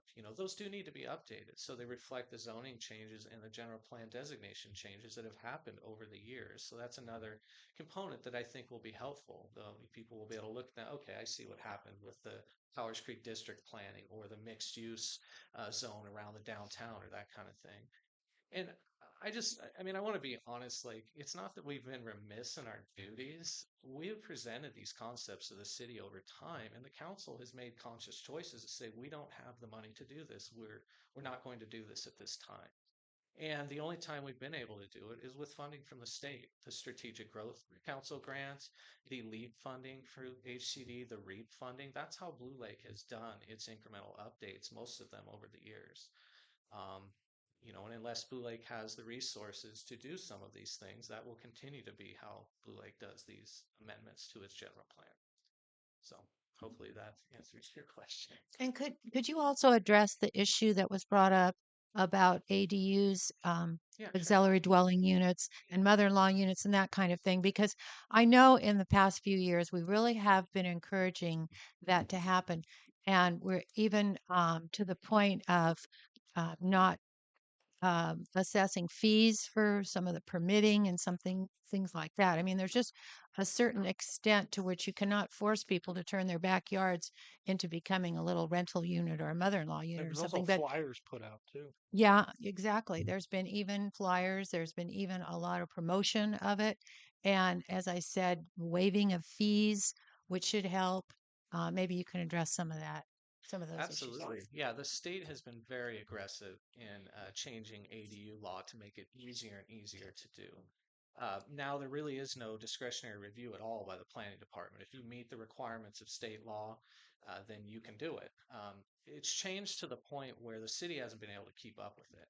And what you have on the books right now in your municipal code for accessory dwelling units is considered null and void by the state of California. They've actually given us that determination. That's how inconsistent it is with current state law.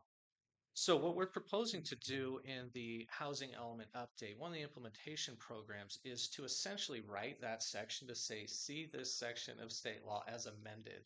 So we're just going to continue to defer to state law, which every time I meet with somebody, it happens every couple of weeks about an ADU. They don't always get developed, but I go through the state regulations with them and advise them on how easy it is to do. And they have reduced fees for water and sewer connections, which can be expensive. They allow you to connect to the existing laterals into the property. They've done all sorts of things to make it easier. And they also required us to address it through programs in this current housing element update that we're working on. Actually, it's basically implementation program 17. If you look at it, it's committing the city to monitoring the production of ADUs and junior accessory dwelling units during the planning period. If we're not meeting the projections in the housing element update, then essentially we have to take additional actions. That could include, conducting outreach to further inform the public about how easy it is to do ADU development, noting that the county has put out a calculator that helps you to calculate the cost of developing an ADU. So that's a nice tool. Potentially amending the municipal code to incorporate ADU standards that are more permissive than current state law if that was necessary. Potentially rezoning sites in the city that have non-residential zoning to allow zones that, or to, apply zones that allow residential development that would then allow ADUs. So it's a pretty aggressive measure.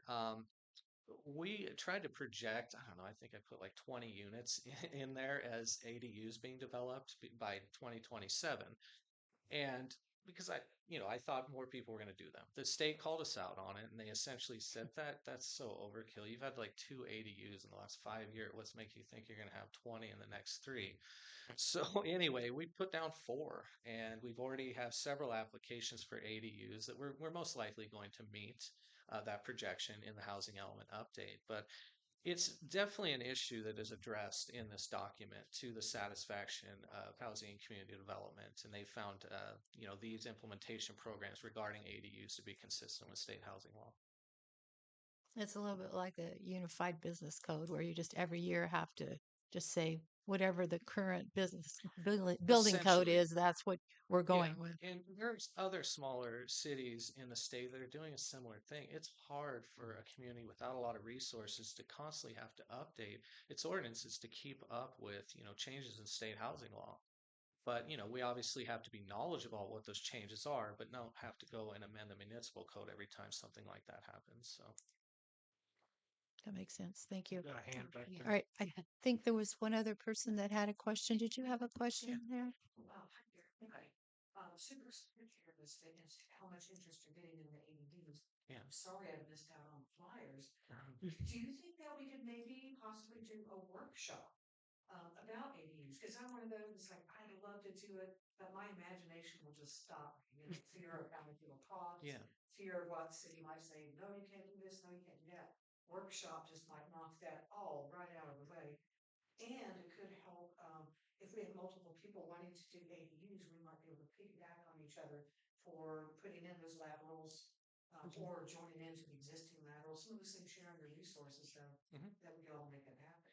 So workshop. So yeah, I mean, I'm always game to do that kind of stuff. Remember, I am a consultant to the city, and it's ultimately up to the council if you would like us to do things like that. Yeah, and Gary's available every Wednesday morning at the city if Yeah, you would like to yeah, meet with him. that's a good point. Oh, the second and fourth Yeah, I Wednesday. do have office hours the second and fourth Wednesday of each month, and the appointments aren't always full. So there's always an opportunity to come talk to the planner, pick my brain, go through code and, state regulations and all of that. And I'll absolutely help you to understand these things. Sure. There you go. Workshop might kind of gather more people and help gather some momentum with it. Understanding there could be a cost with it, but maybe there's Yeah. just an idea. It's not a bad idea. I'd like to offer that anything that can be done website wise, I'm happy to work with you and any community member that wants to work on that. We could give the general plan its own web page. It doesn't have to be part of the Powers Creek page. We could give it its own page. We can put a couple of a couple of brains together and figure out what's the easiest way to navigate and line it out. Maybe Gary, you'd like to, offer some explanations that would be at the beginning of each of these documents, with the 1980s documents, you could explain that which parts of those have been superseded by other parts and whatnot, so that if somebody does want to dig into it historically, they realize which parts of that are historical and have been that's have easy been enough to do replaced. with, Adobe programs and things like that. Yeah. But if we were going to have the historical documents on there, I would suggest they essentially be in their own folder saying, Mhm. historical general plan documents. Sure. So when Yeah. people go on that web page or that, that page of the website, which I totally agree, it would be great to have, a page dedicated to the general plan, like most communities do. Mhm. But you could go in there and, have the various documents, the various elements. And then if you really do want to go back in time and look at what had been done previously, you can have those historic documents as Right. well. Right. Yeah. So yeah, if the council is amenable to the idea, we could devote a couple hours to that. Yeah. and just get it done. And if I could just piggyback off of that, we also have an implementation program 20. This is related to the transparency requirements in Government Code Section 65940.1A1. And essentially, what it's saying is that the city's website needs to have a variety of documents on there that would be available to developers, applicants, property owners, whoever. So they could go on there and see what is my zoning, what are the zoning regulations, what are the fees for different type of developments, how did they determine these fees, all that kind of stuff. So we do have a program in there where we're committing to doing that. The updated zoning map would be there, all that kind of stuff. So you're saying that part of what you've proposed is to meet those requirements? Yes, one of the implementation programs in the housing element updates that's a necessary program because the city isn't currently doing this, Right. is to get all of those items onto the city's website. Okay. Yeah. I'm working with our webmaster. So if there's anything that's ready to go, anytime anything's ready to go, if you want to let me know, we can set some hours aside with him for that. Yeah, and one thing before the prior city attorney stopped working for the city of Blue Lake, actually was instrumental in creating a municipal code for the city of Blue Lake, which was huge. Now all of that's available online, and you can review all of the city's codes, whereas they were basically in binders in alphabetical order, on a shelf at City Hall previously. So the Right. city is making steps to kind of modernize, its documents, its ordinances, and now the general plan. And so I feel like things are moving in a good direction, and we've committed to a lot of these things as well in the housing element update. Thank you. Was there another question? Oh, there's quite a few pop-ups now. Okay, I remember that you had your hand up, and then Jeff and Lisa. Or I'm sorry, Jeff and Jean. I'm sorry.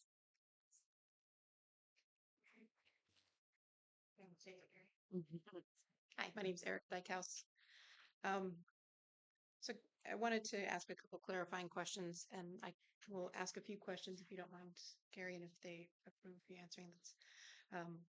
First, I want to know if on this proposal, if you're going to be notifying property owners if there's any changes, or if it sounds like maybe I'm uncertain if this is just a consolidation of everything that has already occurred and you're just putting it all together, or if there are some new changes that will be going into place.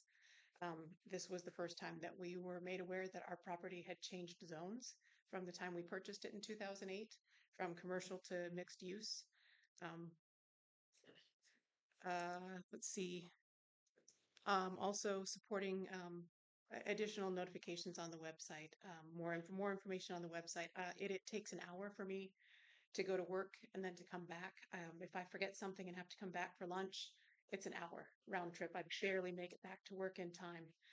So it is really difficult to just come in for meetings here at the office. If I just want to grab a form or something here at the office, I cannot get it before the city office opens, and I don't make it back to work in time before the city offices close. So it is a challenge, and as this is, as we don't want to say it, but it is a bedroom community, and a lot of people do commute from here to work. That does make the city offices very inaccessible to many members of the community. So I really do encourage that you put more information on the city website, and a lot more communications on the website rather than on social media posts. Not everybody wants to be on Facebook. Really, the only reason I have Facebook anymore is because I want to get notifications, but I would really rather not be on Facebook any longer. The ADU information would be really, and a lot of the information about just general information about, how to build a fence, general regulations about construction, just to gather information before we even knew what we needed to come before. So I really appreciate you bringing that forward. And a reminder that, the city staff serve as staff to our elected officials, the city council. So we do ask that you perhaps put these directives forward. And thank you guys for your work. Thank you. Yeah. Yeah, go ahead and respond. So, to address the first question, there's no content changes proposed. It's really just consolidating the documents. As I noted, we would do map updates, but that's just to reflect what the actual current adopted general plan designations and zonings are in the city. So you may see some updated maps in there, but really that's just to reflect what's actually law in the city.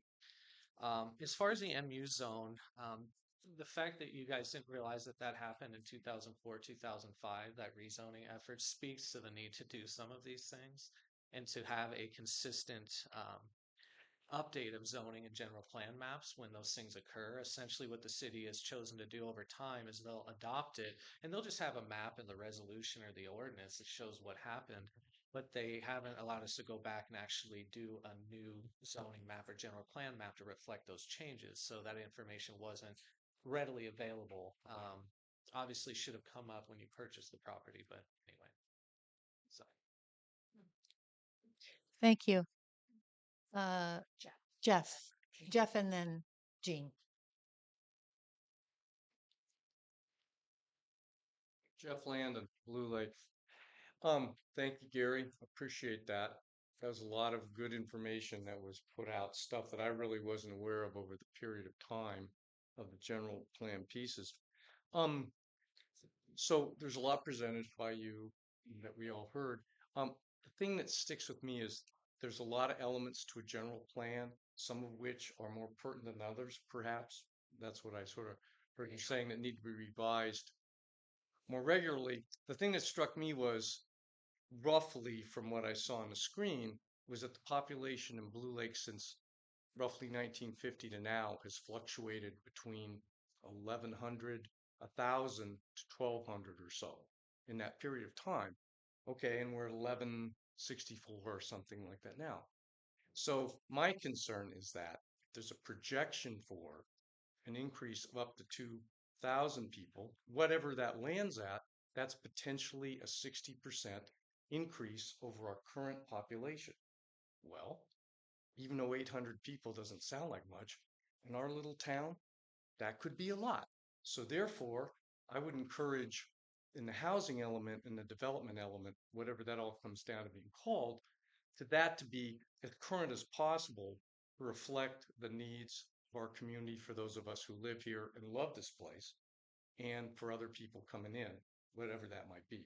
I don't think that should be something that is, well, 2,000 is still small versus what we have right now. Thank you very much. Okay, Jean.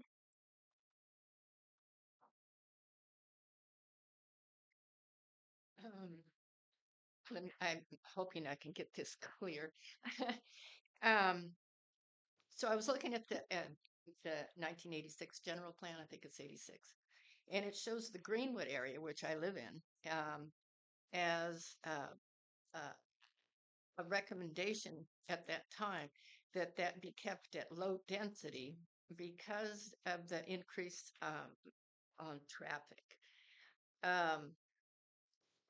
If you've read that, I actually thought that was brilliant. There's too much traffic coming into Greenwood, and right now we're just trying to slow it down. We're spending a lot of money to do it, and if you increase the housing, you're going to have the increase in the traffic. So I'm kind of curious with the 1986 general plan. Showing that that area should be low density, if that is that's not in compliance with the state plan. The state wants the ADU housing, but the city of Blue Lake in 86, the people that put this together, the general plan said we need to be careful about the traffic. So I'd kind of like to see that looked at. And also have that taken to the Planning Commission. I'm disappointed that the Planning Commission has not been more involved this year. I think we've had 3 meetings. One was a special meeting for the Planning Commission. It is not a benefit to the citizens of Blue Lake. to have the commission not be in attendance. And I think we actually have 3 people that aren't even on the commission now because their terms have uh, lapsed. So I'd like to have more attention put to that, if we could. And 2 things, one, Greenwood area and the density, and then the taking these items to the planning commission. Thank you for your time. Thank you, Jean. Yeah, go ahead, Gary. So yeah, I'm Gene familiar with what was planned in the general plan back in 1986. I think what they were saying in regards to Greenwood is keeping low density residential development on Greenwood itself. I don't think that was meant to be extrapolated to say the entire town should only have low density residential development. And yeah, I think it's really focused on circulation and traffic safety issues that could result in on Greenwood related to the amount of truck traffic that was happening at that time and just traffic in general.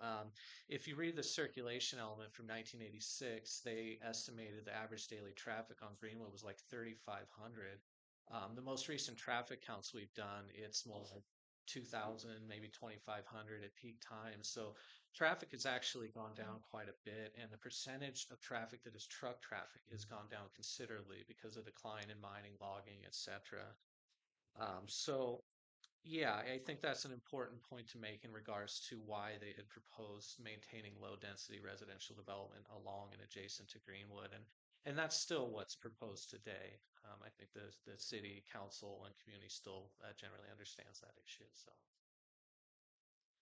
It's interesting. Thank you, Gary.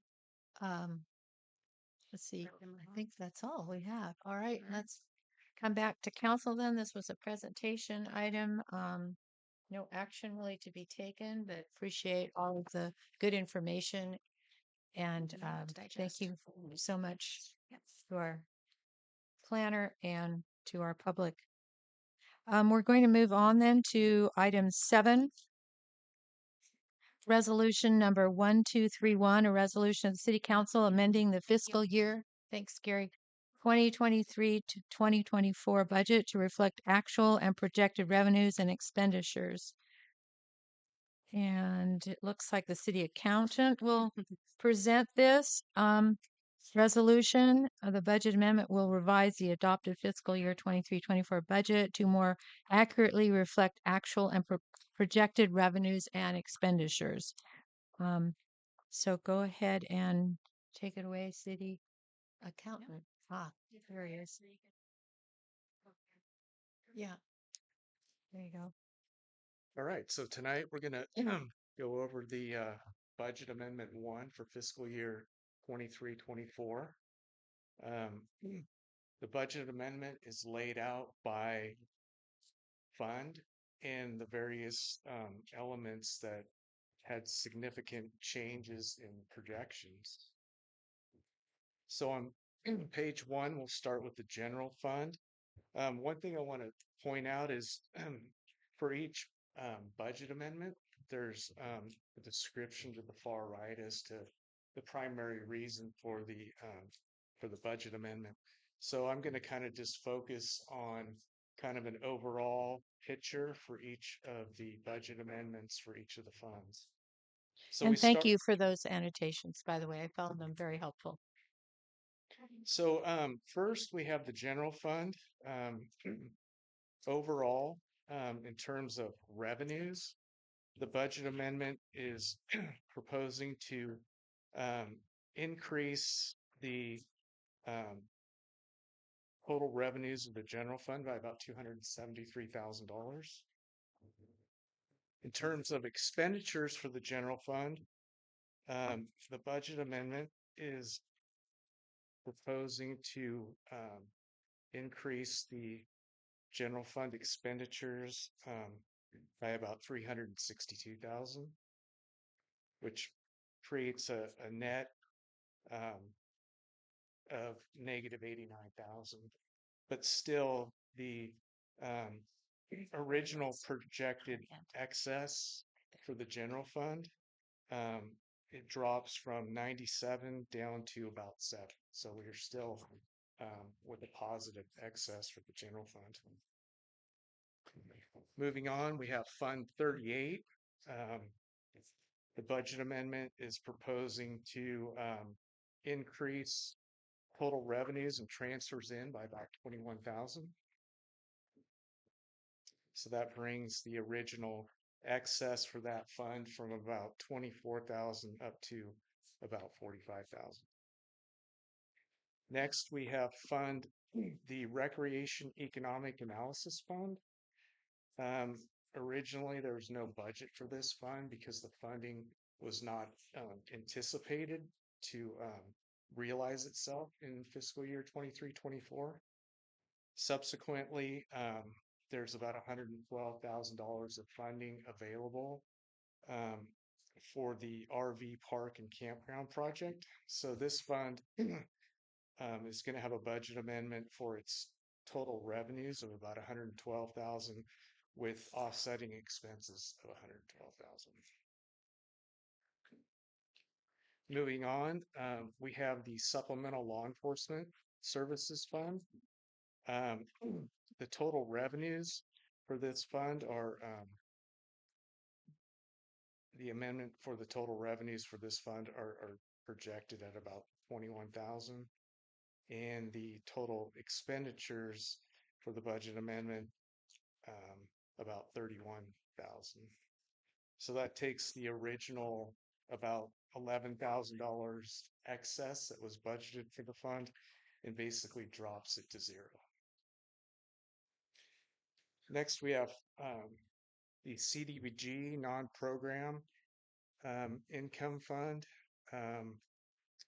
This fund has a budget amendment for its total expenditures of about 56,000.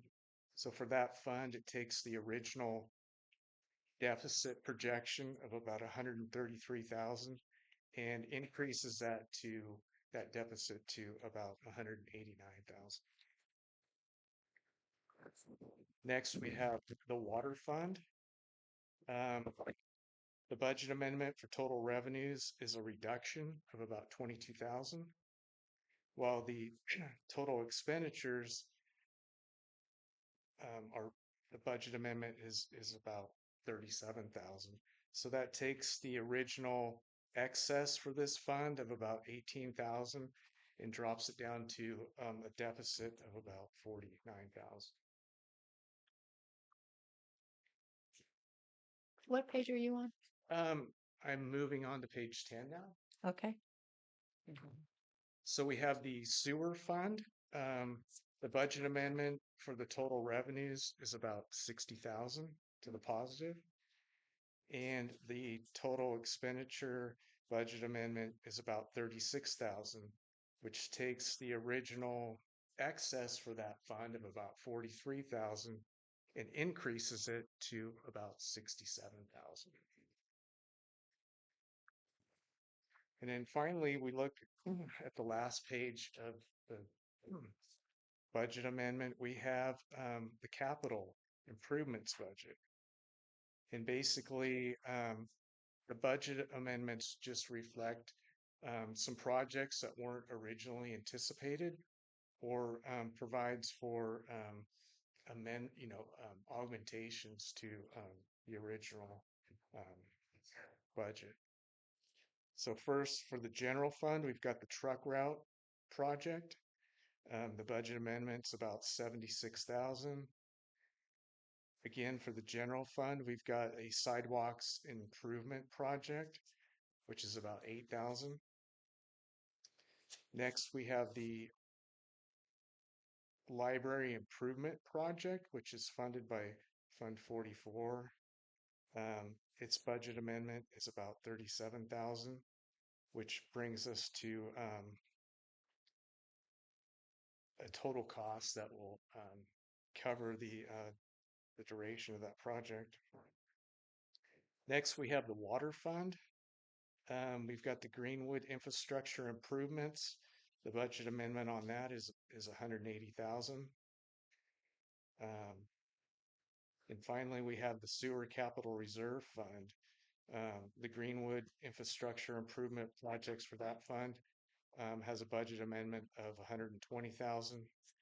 And then finally, for the Sewer Capital Reserve Fund, we have a Headwaters Screen Project Fund, which has a budget amendment of about 118,000. So that basically kind of goes over the budget amendment for fiscal year 23-24. And if you have any questions. Thank you. I All have right, no go ahead, questions. Elise. So some of these costs on, say, page 2, under current service charges, it says we have excess planning fees and excess engineering fees for a total of about 91,000. So, and those are attributed to what do I say, cost recovery projects. I'm assuming those might be the truck route, or maybe there's something else. I think it relates to the PG&E project as well as other development projects. Okay, and are fees that are being charged covering those, or are tax revenues covering those? So on page, so on page 2, you're actually looking at the cost recovery, the revenue component. Ooh. On the expenditure side, you have an offsetting expenditure. Yeah. Okay. So those costs are completely offset then. Okay. And then are some of these costs being passed, or some of this stuff like the truck route? So we haven't received the money for the truck route, but we've spent some of it. Is that right? So like some of this is going to be recovered in the next fiscal year? Yeah, so we've been fully funded for the truck route. So we have to expense the costs first and then we get reimbursed for those. And so those are all tied to project costs and contracts that meet the requirements and thresholds of the funding. So you get reimbursed in arrears. In arrears, yeah. So do you have a number of how much of that 300 and some odd thousand is going to be recovered through grant reimbursement? See, what page are you on? Well, I'm not on a page. All of the costs well, associated with like on with 6. those grant projects will be recovered. Right. I'm just not sure. Like we have additional costs of 361,000, which is a significant percentage of our general plan or our general fund expenditures. So I'm just trying to understand how much of that 361,000 is actually grant funded projects that will be reimbursed.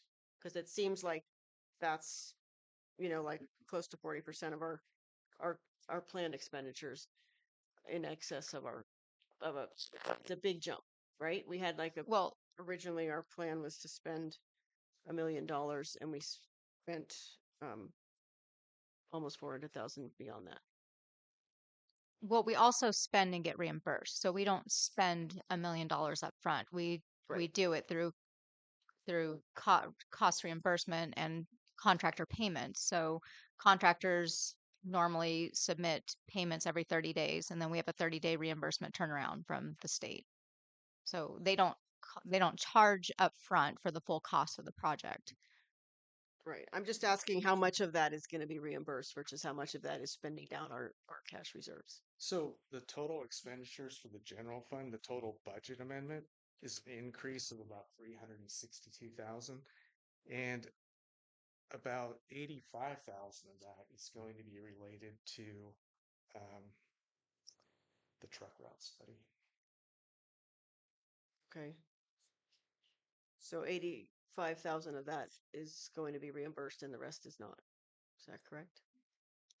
85 of the total budget amendment for expenditures for the general fund, yes. Won't be grant funded, but will be covered by, other revenues, like the cost recovery revenues, and other places that additional revenues were realized, property taxes, sales and use tax, etc. I'm sorry to belabor the point, but I'm not sure I understood you correctly. So you're saying of the 362,000, we're going to be reimbursed the 89,000. It's roughly in the 80,000 range. I don't have the exact breakdown here, but Okay. That seems like a concerning number to me. I'm not an accountant, and I'm not quite sure that I understand all the moving parts of it. But that seems like a pretty concerning number to be over budget for a year for us. I'm not following what numbers you're looking at. I'm on page 6, where we're talking about the budget amendment for expenditures is for 361,000, and Scott was explaining that about 89,000 of that is going to be reimbursed, and the rest of it is coming from various revenue sources, but not reimbursement. I think that's true. I think some of it is going to be cost recovered. That's, I think, to the tune of about 90,000. Okay. There is another 35,000 that's going to be a state grant related to the Clean California project, which is funded by Caltrans, right? And then you have, some additional costs throughout the budget that are being covered by, additional, say, park and revenue fees. And the rest is, primarily tax-based. So the property taxes, as well as, the sales and use tax. So overall, the budget impact on the general fund is, like, say, a loss of $89,000, which takes the original projected excess of $96,000 and drops it down to about $7,000. So even though there's a large budget amendment on the expenditure side, there's also some offset on the revenue side, and overall, it's still keeping the general fund at a positive position. Okay. For the fiscal year. I was just so encouraged by our increased tax revenue. It's just a little discouraging to realize that we spent it all. Well, I mean, you have to look at what it's spent on and why. Oh, I And, understand. I mean, I it's not that. understand. Just yeah. And it's kind of hard in the amount of time we have to review this to fully understand what it's spent on. So that's why I have lots of questions. And I do have a couple other questions, but if somebody else would like to ask some, I could wait. Anybody? Nobody. Can you remind me again what the caretaker cabin is? That's the little unit next to the park. Is it the doghouse? No, so we No, rent no. next to the Parks and Rec office. There's another unit that's like a kind of a studio unit, Oh, a residential oh, unit. yeah, yeah, yeah. Off to the side there. Okay. Yes, you can see it from here. And then, I mean, I'm looking too at just nearly $17,000 in utility costs that, good Lord, that cuts into our increased revenue as well. But Yeah, I think overall, probably the biggest increases we had this year was staffing increases. We have 3 employees that are retiring, and so we've had to do some some employment shadowing. So we've been paying some double costs associated with those 3 employees. So that's been kind of an increased cost for staffing. We also had some increased costs this year or the last fiscal year because of the PG&E gas line project, where we had to do a lot of extra work that wasn't anticipated. A lot of the work was cost recovery, but a lot of the work was not cost recovery. It's just um, the the relationship between our public works crew and their job duties in relationship to that project. So we spent a lot of extra time in public works doing USAs for all of the gas line repairs, and that was a substantial amount of extra costs associated with staffing that was not cost recovery. Doing the USAs for over 500 connections took months to do and complete, and that wasn't a cost recovery project. We did get hit with high utilities across the board. That was a big hit. We had increases to recreation, where we purchased and started a new novelty store. We have our new concession kitchen. We made some investments into those, and so we had higher costs for supplies. We also sold. Our revenues were also much higher, so we actually sold a lot more. We had a lot higher levels of sales in those arenas too, so we had to do a lot of additional purchasing. Um, and then we also lost some days in Parks and Recreation through the course of construction. So we were shut down probably at least a month and a half over the course of construction, where we lost revenue. But I think is exciting to see at the end where we picked up a lot of that revenue and almost met our revenue projections. So that was good. And so going into this next season, we're going to be in a really good position, and we've made some higher level revenue projections based upon the type of investments that we've made as far as the kitchen, the novelty shop, upgrades to the sound systems and things. So I'm anticipating that we'll have a really good solid revenue year for that as well. So all of the costs that we looked at, we had a little sidewalk project that was just a sidewalk failure that had to be addressed. We had the contractor mobilized with all of the materials, so we split that cost with the property owner to make that repair. So all of the costs, are attributable to more of your like everyday type of operational needs. There isn't anything in there that's kind of extraordinary or inflammatory or excessive. It's really just course of operations that we saw this last year. So. A lot going on. Okay, if there are no questions from council, I'll go on to public. Is there any questions from the public about this or comment? Julie? To thank our presenter with Jackson Excellent again. We were supposed to look at what is spent. I mean, the quote from Andy, if we're supposed to look at what is spent, then, we need to have that provided. Okay. I thought that wasn't fair to say that to Elise. That's what we've been asking for since last June.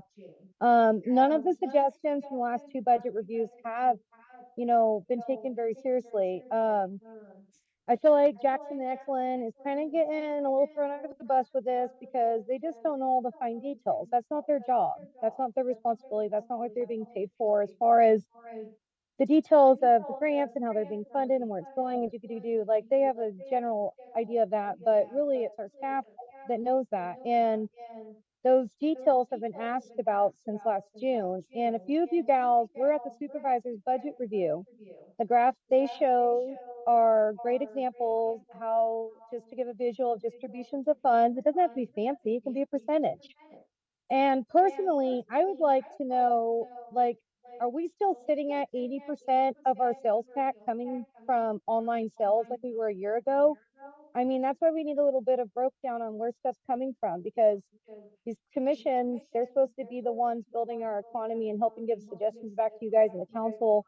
And they need these facts and material to make these wise decisions for our future and for our future to reflect back and whatnot. So yes, thank you for the presentation, the amendments. I'm clueless and lost. I have faith in you guys, right?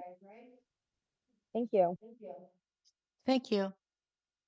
Any other questions or comments? Mr. Sawatsky, and then I can't see over this. Regina? In the future, when you wish, if you wish the public to understand what's going on, you have comprehensive packets over there. We don't have any of your pages whatsoever, so I really can't relate to your numbers. Maybe that would be nice in the future to have that for the public. In the back, you should add it later. Okay, thank you. There should those. I appreciate that. Wish I'd known that before we started the process. So I do feel we do have a few things that are both extraordinary and inflammatory. Before I go on with that, I think Elise mentioned she had a couple more questions. I don't know whether she still did, and she let somebody else ask, and they asked and never got back to her. The term that was used, I believe, was on the truck route regarding money that was pulled out of one of your sewer reserves, if I recall, was that the sewer and water are interconnected, and therefore, even though we're only dealing with water lines, we're able to pull monies out of the infrastructure account for sewer. And I could be wrong on that, and I stand to be corrected. But my question is, are we actually pulling water, any funds out of the sewer account, the infrastructure account for the truck thing? And I'd like to see the actual bills of that process is related to that. That is not a correct process. Those funds are very structured, how they can be used, because those funds are passed on. It's all passed on to the ratepayers. And so those things need to be tracked accurately.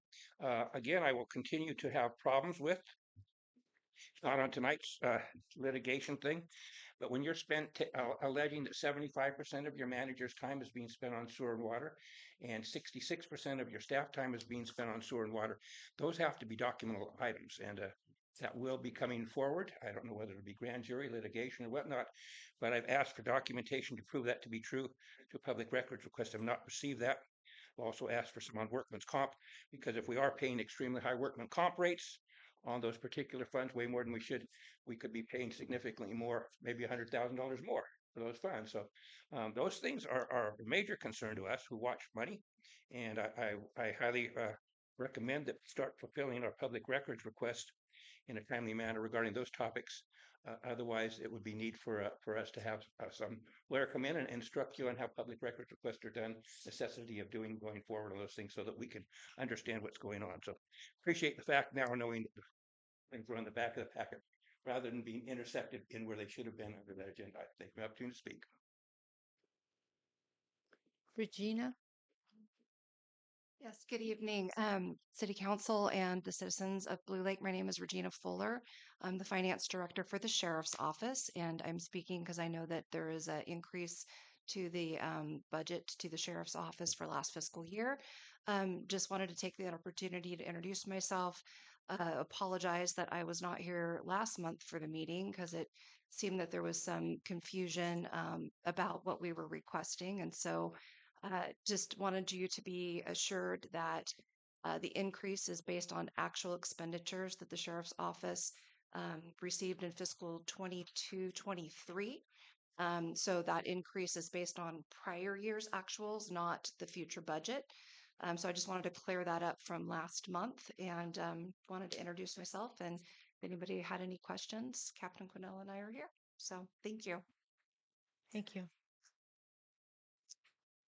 Any other questions or comments from public? Did you have more questions? I don't mean to. Yeah. I didn't. No, that's okay. It's totally fine. I am on page 4, and I'm looking at law enforcement, and I see contract professional services of $2,865, an increase due to legal services related to law enforcement service negotiations.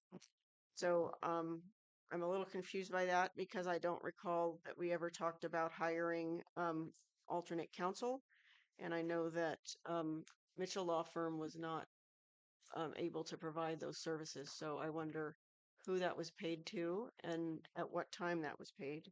Like what month was that paid? So we did consult with our city council, but there are parts of that negotiation that they could not participate in. But that did not mean that we didn't have conversations regarding the process. So you're saying that that $3,000 was paid to Mitchell Law Firm for advice stemming from the law enforcement issue? I'd have to go back and look at the backup documentation, but yes, there has been over a year's worth of conversation regarding law enforcement services, law enforcement options for the city outside of sheriff negotiations. There's a lot of conversations that took place about what the city's obligations were to provide law enforcement and looking at other structures. And so, yes, we did have conversations with our council. I see. Okay. And in the next category under animal control, I see $1,369 for legal services based related to animal incidents. So I'm also curious what the nature of that was. So the majority of that is related to costs associated with a dog attack within the city. The city had to pay increased costs associated with that. We also had council write up an ordinance for you guys related to your dog leash law. And so those are reflected in that cost. Okay. Thank you. And I was wondering if we could better understand this new fund or new grant, the Recreation Economic Analysis Fund, Fund 11. So that's not a new grant. That's an existing grant that we've had for several years. That is the 2019 Disaster Assistance Grant that we received through federal EDA to look at transitioning economies to more resilient economic structures. And the city was funded I believe it was $222,000 for that grant to study opportunities relating to recreation, specifically RV parks and campground and ancillary businesses that could be supported through that development. So the amendment is reflective of these aren't necessarily cost increases. They can also be shifting money over to fiscal years that weren't projected. So we hadn't projected to have these revenues in this fiscal year. We were projected to use those up. Those revenues didn't get used up in the prior fiscal year and they get carried forward. If we don't project them through that initial budget cycle, we have to bring them in through an amendment. So this is an existing grant the city's had. It carried over through multiple fiscal years. Okay, thanks. I misunderstood what was explained. I thought it was a new fund, not or unexpected income there. And then on page 8, I'm curious about the under expenditures for capital outlay, the 140,000. And that was for the library project. And I don't recall that amount. I remember a request for something like 65,000 originally to repair siding that was discovered to be damaged. And then the additional 35 after that, but I don't remember. We didn't receive that additional funding. We ended up not needing it. We were able to use existing project funding to be able to address those deficiencies. And so we didn't need the additional money. So this is another amendment to bring forward the actual project costs. That grant was funded at, I believe, 200,000 total, which included planning, design, engineering, and inspections and construction. So the full cost of the project came out of Fund 44? It came out of our program income funds. Okay. And I think that's all I wanted to ask. Thank you. Okay, thank you. Any other public input? Yes. I just have just a small question on page number 1 on rents. And so, and I'm just trying to understand what we have here. For the whole of the Little League stuff, it's $1,000.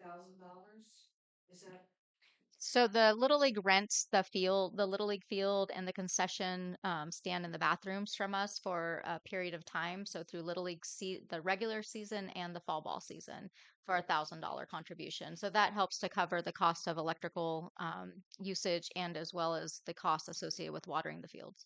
And then is there's that one concession place in the back, like where, pizza, like pizza place. Is there a rent on that? There is. So that comes out of park. So that's part of the park revenue. So we derive rental income from various activities in the park, including renting out the doghouse. We rent the serving booth. We do skate parties and rentals, private rentals. We do receive revenue for private parties, events, music events, and various other activities. And where do we see those revenues on here? Goes under park Park facilities. facilities, they are calling. The first page. Where you Under before, I rents? think under Yeah. rents, I think where you asked about the Little Yeah, League. it's under caretaker cabin. Down to the bottom. So total rent's 20,000. So, I mean, but specifically, if it isn't the caretaker cabin and it isn't the Park- resource- it's park facilities. So all park facilities. Mhm. And so originally it was budgeted that it would be 6,600 more or less coming in. Mhm. But hey, great, we exceeded that. Yes. Which is always nice. But More that, than doubled. where we have I park know. facilities, that's all of those. That's the doghouse, that's the. Serving booth, the Little League. Yeah. Yeah. Is it, so serving booth the same as where the? Yes. Okay. And we rent that for various other activities outside of just the Blue League Pizza business. Okay. So the total for those was 8,000 or 8,000 plus the 6,600? It's the 14,800. Great, yeah, that's what I see it too. Okay, thank you. Thank you. All right, back to council. Looking at the time, we're really over our time limit, but this is an action item. We need to adopt resolution number 1231, which is our budget amendment resolution for the fiscal year 23-24. So moved. Second.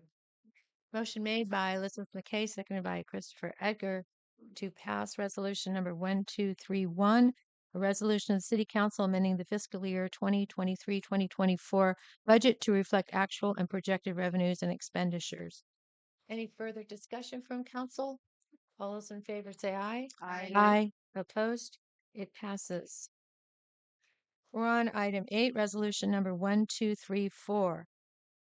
Cal OES, Office of Emergency Services, authorizing resolution. In order for the City of Blue Lake to conduct business activities with Cal OES and FEMA, we must have an updated resolution designating and authorizing the signatory authorities for grant application and fund requests. This resolution must be updated every 3 years, and it is now time for the City of Blue Lake to update our authorizing resolution. Staff recommends designating the city manager and the mayor as the designated signatory authorities, and the attached resolution reflects this recommendation. Questions or comments from council? Open to public for questions or comments. Back to council for the vote and the motion and second and vote. So moved. Second. Motion Sorry, made was that- by Angela Shaw, second by Christopher Edgar to pass resolution number 1234. Cal OES authorizing resolution and signatory designation. All those in favor say aye. Aye. Aye. Opposed? It passes. Item 9, council correspondence. I think do we have any council correspondence? There's none to be recognized, so we'll move on. We do have one. Becky. Yeah, we have the one from Becky. Okay. But I not in think our packet. council And then- received all of those. Those were emailed directly to you. Yeah. And MRV. Yes. Yep. Okay, do you, that's it? Copy of each one, would you like one or? I could take it I'll off my receive it. phone, or I can read your copy. I don't think you have to read it. Oh, You all okay. received it. Okay, it's been received. So noted. All right, moving on to consent agenda. We have 3 items on the consent agenda. I would ask that Councilperson Thugger recuse himself for item 10C. Other than that, is there any desire to pull items 10A or 10B from the council consent agenda calendar? Not on my end. All right, so Elizabeth, did you find anything needs correcting? No, the editing's doing quite well. Did they misspell my name again? no, see any of that. That got fixed. Annalise on it. That got fixed. a So while ago. what we'll do Sorry. is we can pass items 10A and B with Christopher Edgar here, and then we will ask you to recuse yourself for 10C. So we need. I move that we so pass items. We need to do public. I was public going to comment. ask for a public comment, but that's a, Yeah. as long as we do it before the vote. Yeah. Is there any public comment on Oh, consent either agenda. 10, Okay. 10A or 10B? Is that Julie or Ray? I guess It's Ray. Ray. Okay. Yes, sir. You added, or person, you had a comment on items 10A and B?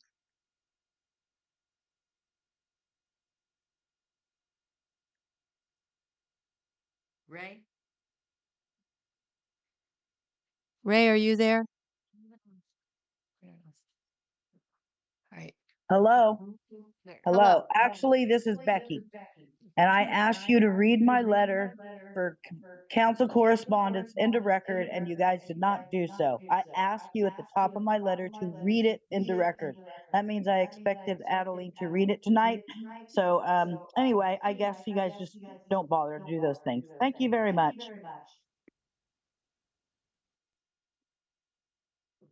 Maybe we should ask Ryan for clarification about that. Yeah, I mean, the correspondence is deemed received. There's no requirement to read it into the record.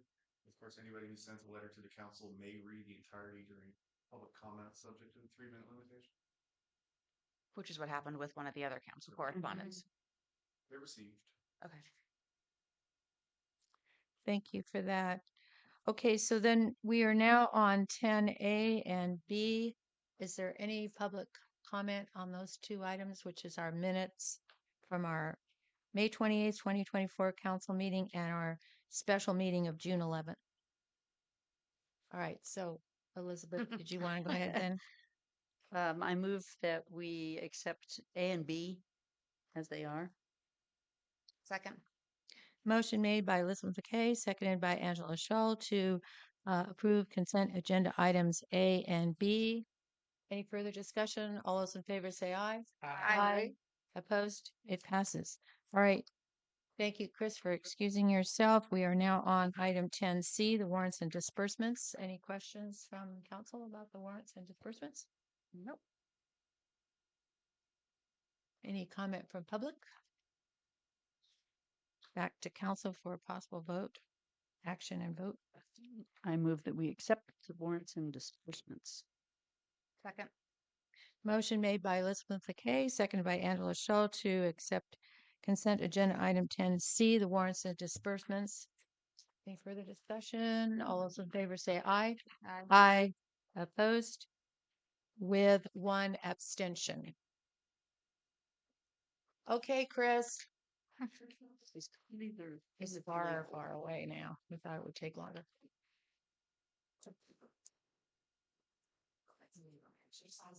I'll see.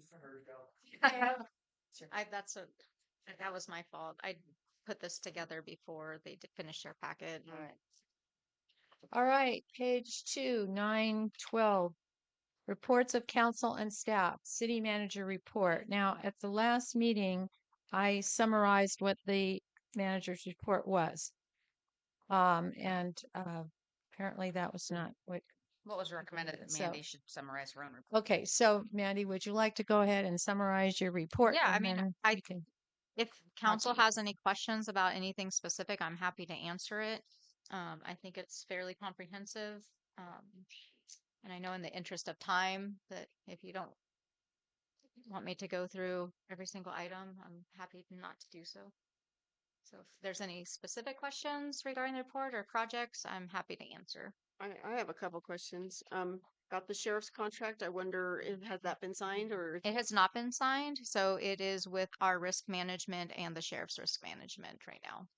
okay. And so do we have until the end of the month to sign it? Do we We have are more than that? we are fine. We're prepared to make our payments, and both parties are finalizing the language in the contract. Okay. And did we make the payment for the last Yes. quarter? All payments have been made. Thank you. And then I did have a question about the sidewalk next to the handicap parking across from the post office. I wonder if that can be made accessible to foot traffic. It's fenced off, and it was kind of an issue at the festival this last weekend. I'd have to talk with the contractor because that's their designated contract or construction site. I don't know if they're willing to adjust their work area because they do use that area also to bring in materials and things. So it's not always accessible. So we could talk with them for special events to be able to make that change. But I think at this point they've been using that to get their construction trailer onto the site. And so it's kind of part of the construction zone still. Okay. It was just kind of hard because anybody that got out of a vehicle in a wheelchair had to ride that wheelchair all the way down the street to get to the other corner in the middle of traffic in order to get on the sidewalk. So it seems like it's a little bit confusing and maybe a little dangerous for folks that need accommodation to be using that ADA parking without access to the sidewalk. Yeah, I think because we're in an active state of construction, that there just has to be considerations made. And like I said, if the contractor feels comfortable that they're in a space where they can move their construction fencing, then I'm more than happy to ask them to consider that. But I just don't know that they're in a space right now to be able to do that. Okay, thanks. What is the anticipated completion of the bike park? So we're finishing right now the third jump line. We are trying to source some additional dirt right now to do Right. the pump track. And so I think, it's going to we'll probably get right up to winter and button it up. And, it just depends. We just got about 1,000, was it 1,000 cubic yards of soil that's been designated for us? That seems like a lot, but from the Cal Poly site. So right now we're just arranging to see if we can get a backhaul to get the dirt back out to Blue Lake. So that will be a big bonus. So it's just kind of a work in progress. We're starting to see some money come in from sponsors. So that's really exciting. And we do have a guy out that's working regularly. So we now have enough resources and cash to be able to make some payments towards his equipment. He's basically volunteering all of his time, but we do need to pay for the equipment rentals, the vibroplates, the water tanks, and just various equipment. So we're moving forward. They're making really good progress. It was great that they made $2,000 on Annie and Mary Day with the beer booth. Yeah, They were- close, almost 3,000. Yeah, almost 3. Okay, that's good. Is that going to go to the bike park? Yeah, that's the Redwood Coast Mountain Biking Association did the beer booth this year for us. Any other questions or comments for the city manager concerning her report? Okay, open to public for questions or comments. Dana and then Kent Sawatsky and Julie. I'd just like to know what the town square is going to look like and what the plan is for it. And I'd like it to go out to the entire community and get our feedback along the way if there's any opportunity to give any feedback or make any difference, depending on what your contract is. But it's pretty disappointing. We had a number of meetings out there. In fact, there was even press there, and we had meetings. Elizabeth We had 2 McKay. years worth of We community had outreach many meetings. and ways to look at the park. And we're just so happy to have a town square at all. I mean, that's just been It was very something that's nice when really it was been it was a very nice. wonderful thing to have. So it'll be a beautiful park when it's done. Can It's I, and beautiful just can I concrete. address, Dana, just to kind of alleviate some of, the consternation about the loss of the lawn. So a portion of the site will be grass. Yeah, it We was will be small. putting it, It's just well, so, but part of the town square also has a water park feature for the kids, which was a mandatory requirement of the grant that we have a feature that the kids chose. So we took 2 years of outreach to the community as we wrote this grant because the outreach to grant the required it. And the kids, Mandy, wa- stop a minute, okay? Outreach to the community did not outreach to me. okay, I'm sorry that we weren't able to I reach didn't out. know It what was this done. plan It was was. done. And I'm watching people walk into the post office and look at it and go, the community did not know what the plan was, and we were not reached. And this isn't the first time that we've had this issue with the lack of community communication with the community and engaging in the people who live here. This is our home, this is our center, and we need to be part of it, and we're not even informed. I didn't know about meetings. I didn't get any notification. I think part of the situation with this is that this all took place prior to COVID.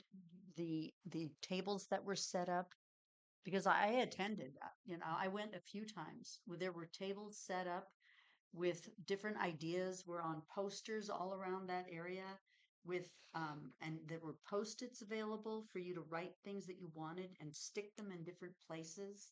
So So this how come happened. I didn't know about it? I don't know. I don't know. I have wasn't a post part of it. office I box. just I get water went bills. to I it. can agree with you that sometimes there is a lack of community outreach, but this project has the most community outreach of any project that we've ever done. Well, Like I they were guess I'm mentioning not in the before, it was community. 2 years in the making of community outreach. Well, It was so long I ago. did not. It Yeah, was it was like a long time ago. I've been here for 5 22 years ago. years. Right. I mean, this happened about 5 years ago. So But I've been here for 22 years. okay, yeah. So I didn't get it. Okay. And there are people walking into the post office going, huh? They didn't get it either. Okay. So what is going on with the So lack we of had to have communication? electrical put. We're having all electrical put in there so that when we have our town Christmas tree at Christmas time, it will be lit up in the evenings. We couldn't have that before. We're having irrigation put in. There was a whole plan. The council reviewed it. But we didn't know about it. Well, The community many is people not did know about it. included. Many people did know about it. Then how I didn't. We don't know. Okay. Okay. Thank you. Thank you for We're your not comment. supposed to banter. Yeah, we're really so not. All thank right. you. Sorry. Likewise. I'm sorry. All right. I think You called on Kent and Kent, Julie. Julie, and then I see Lisa's hand is up as well.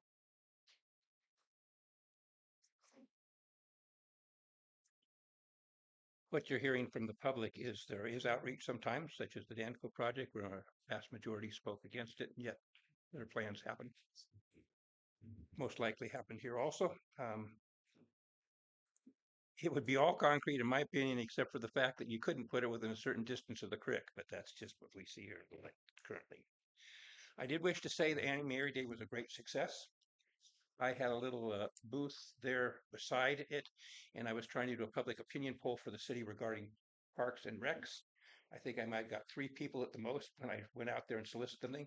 So I went around at the end of the meeting and took the backside of the public opinion poll and handed that out to all the vendors. I went to every single one who was in the main circle there.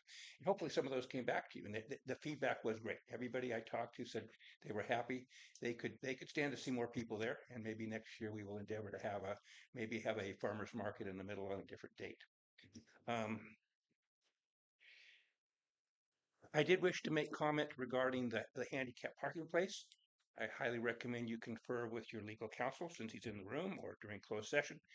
When you have signage up that says it is a handicap spot, those need to be bagged because right now people assume that is a legal handicap spot and they have the expectation of being able to exit their vehicle in a safe manner. construction things happen, but you bag those signs and or anything that indicates that's currently handicap parking should be dealt with so people don't pull in there and find themselves going down the middle of the road in a wheelchair. That's a great liability for the city.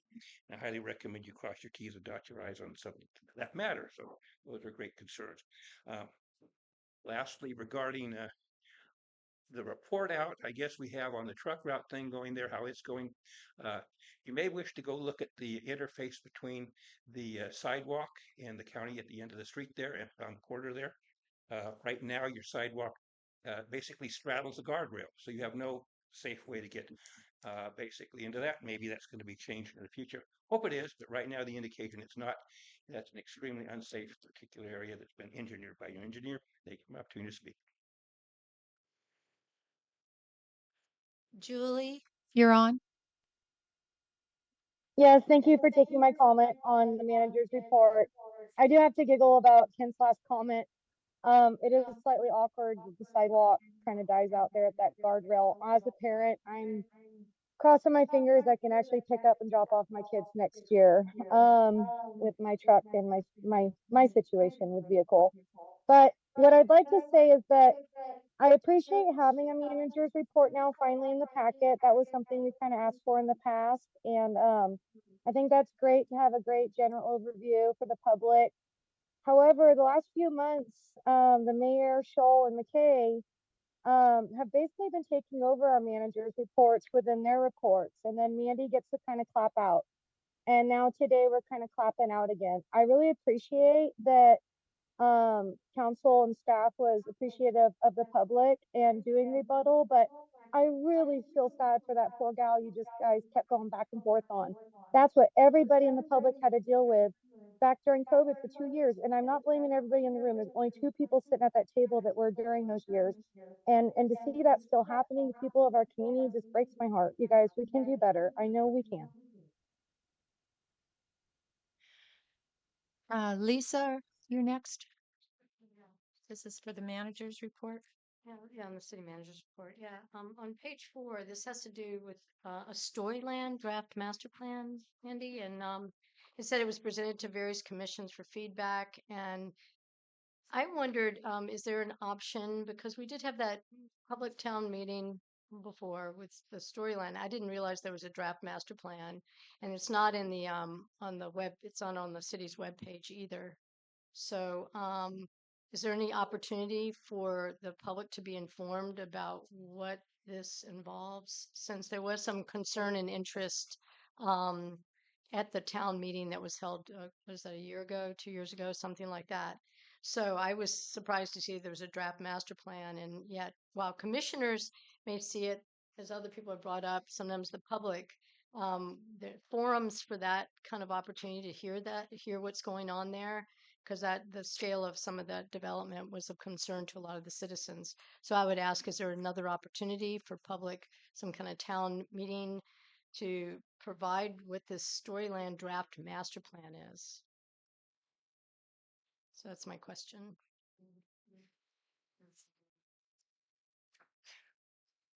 It's basically the same thing that's been presented. Is that there's really Yeah, not much eventually it's going difference. to come back to council for a presentation, but they're just refining the proposal right now at this point. When do you think they'll be bringing that back to us? I think we'll be done with it this month. Okay, so maybe August meeting then. So I'm curious because I think I saw part of that at one of the commission meetings.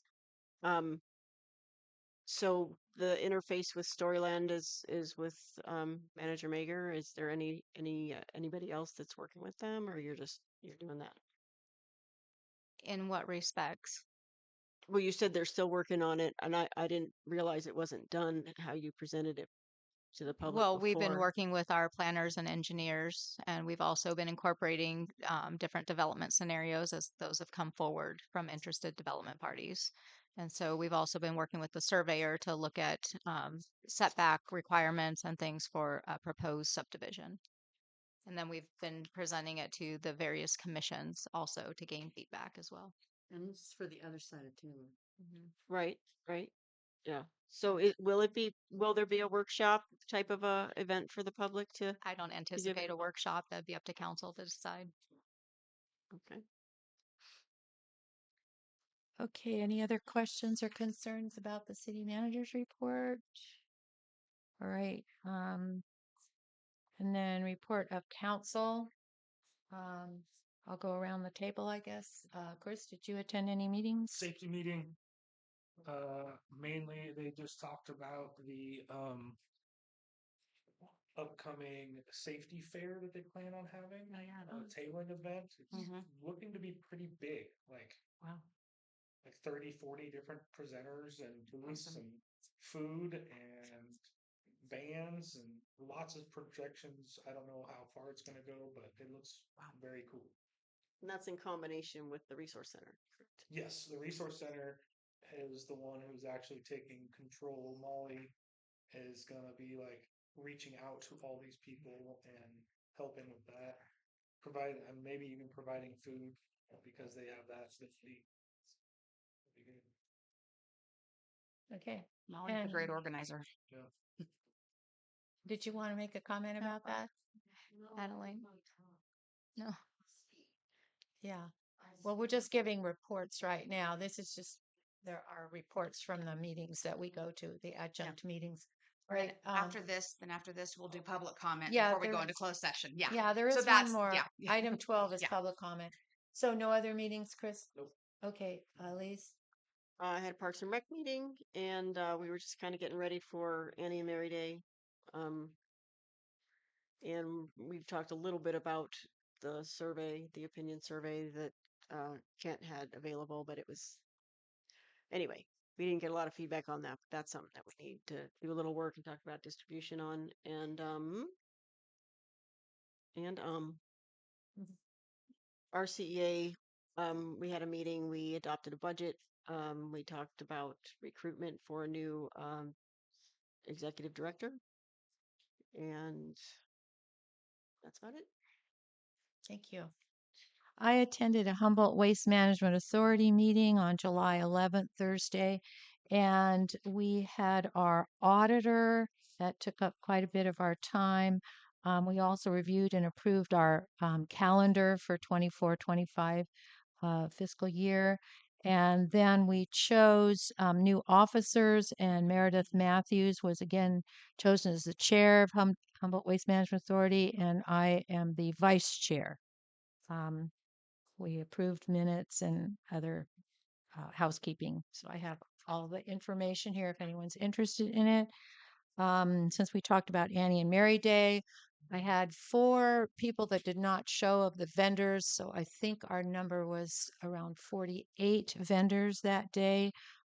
We had train rides, which was amazing for the town to have finally after all these years, and good music. We did not have a petting zoo, but we had a family with 3 rabbits that set them up, and people were petting them for $1 a half an hour or something like that. The rabbits were awesome. Yeah, and so and Super they cute. made a good killing. So all of the vendors seemed very happy and made money, and so it was a very successful event. Chamber of Commerce, we, like Parks and Rec, we just we're putting finishing touches on Annie and Mary Day. I won't belabor that point. It was very successful and lovely. I wish the weather would have cooperated a little bit better, but we'll take what we can get. But the big one was REDEC last night, the Redwood Region Economic Development Corporation. We also adopted a budget. Natalie Arroyo is our chair for the upcoming year. We had a really terrific presentation from Redwood Region Rise. And in essence, they have been awarded a grant to do it's a 10-year grant to do the first part to do a study of economic development in the Redwood region, which consists of Del Norte, Humboldt, Mendocino, and Lake counties in the tribal regions. And then they just completed that part 1. And then now the next step is to come up with ideas and potential solutions to some of those common barriers to employment. It was a really fantastic presentation put on by Amanda Hickey. And in essence, it's just, it's baffling to me because one of the statistics that Amanda presented was that, in our region specifically, renters spend over 54% of their income on rent. The statewide average is like 36%. So, there's some very significant financial barriers to folks being able to actually live here.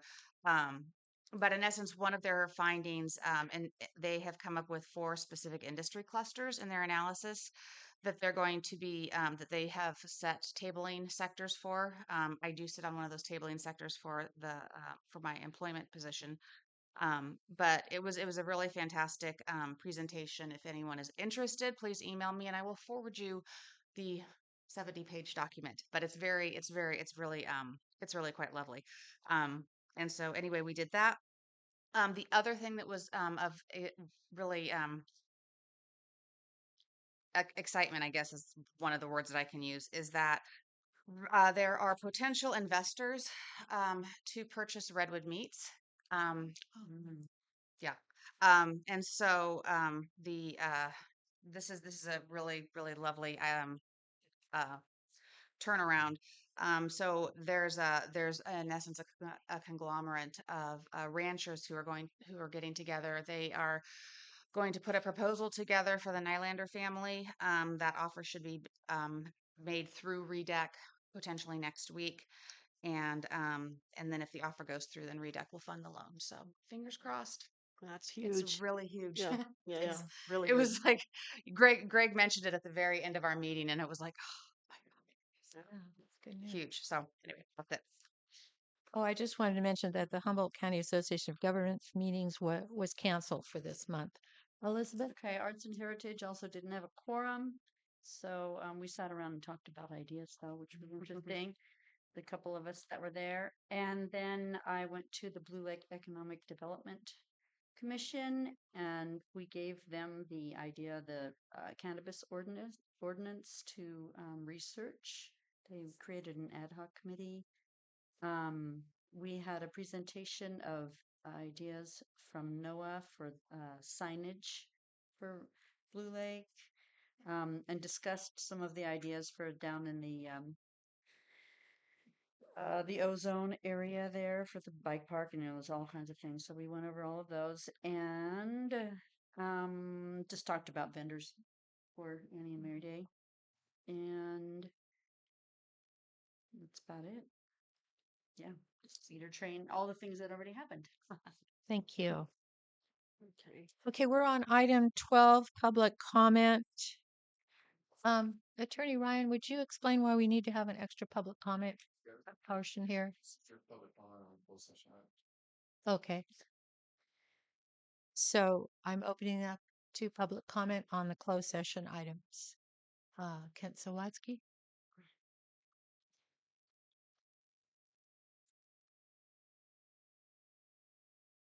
Well, this is in the supervisor chambers when I can throw any spaghetti up there because it doesn't have any specificity of what it might be. So we might be being sued for a whole bunch of things. We might be being sued by the people who own the tap room there for interference in their business practices. So we don't know. Just a guess. I'm just guessing. This would be because of the comments made earlier today by some people that we might be being sued over the Blue Lake Power situation down there. Don't know if we crossed our T's and dotted our I's when we took hold of that and made sure everybody was notified and things were done right, but we may be having a very large problem with that particular one. Don't know. When the county has these, like today, they had an item on there, and I don't know if it's standard process, and I believe I did meant to if I did your competent counsel regarding that. They listed, they had the documents that were sent in that indicated what potential litigation was for. And in other words, there was potential litigation regarding PG&E requesting a refund for some of their tax months. So that actual document's attached. Then the public knows what it is. Now I know it's a thing as far as discussion goes, but I didn't know if there's a standard procedure for that. So that I'm not sure if the public's not entitled to at least know regarding. I would feel common sense wise it'd be nice for us to know things. The discussion on how you're dealing with those things, of course, that's closed session. But as far as transparency, if you're shooting for that, major obligations might be made here, which may bankrupt the city. And if the public would like to be informed and be kept apprised and appraised as far as potential loss of revenues we may be suffering. And then we do have the chance to involve and get like with the people from the tap room and support them. And I'm sure those kind of things need to cease and desist. Thank you for my opportunity to speak. Julie? Thank you. This is up to council's discretion. However, I'm just curious if after closed session, if when you revene, if you're going to have any comment on those closed sessions, or you're pretty confident there will be no comment. And if people want to give a new agenda item, should we just hang out till you guys come back? So that's what I'm wondering.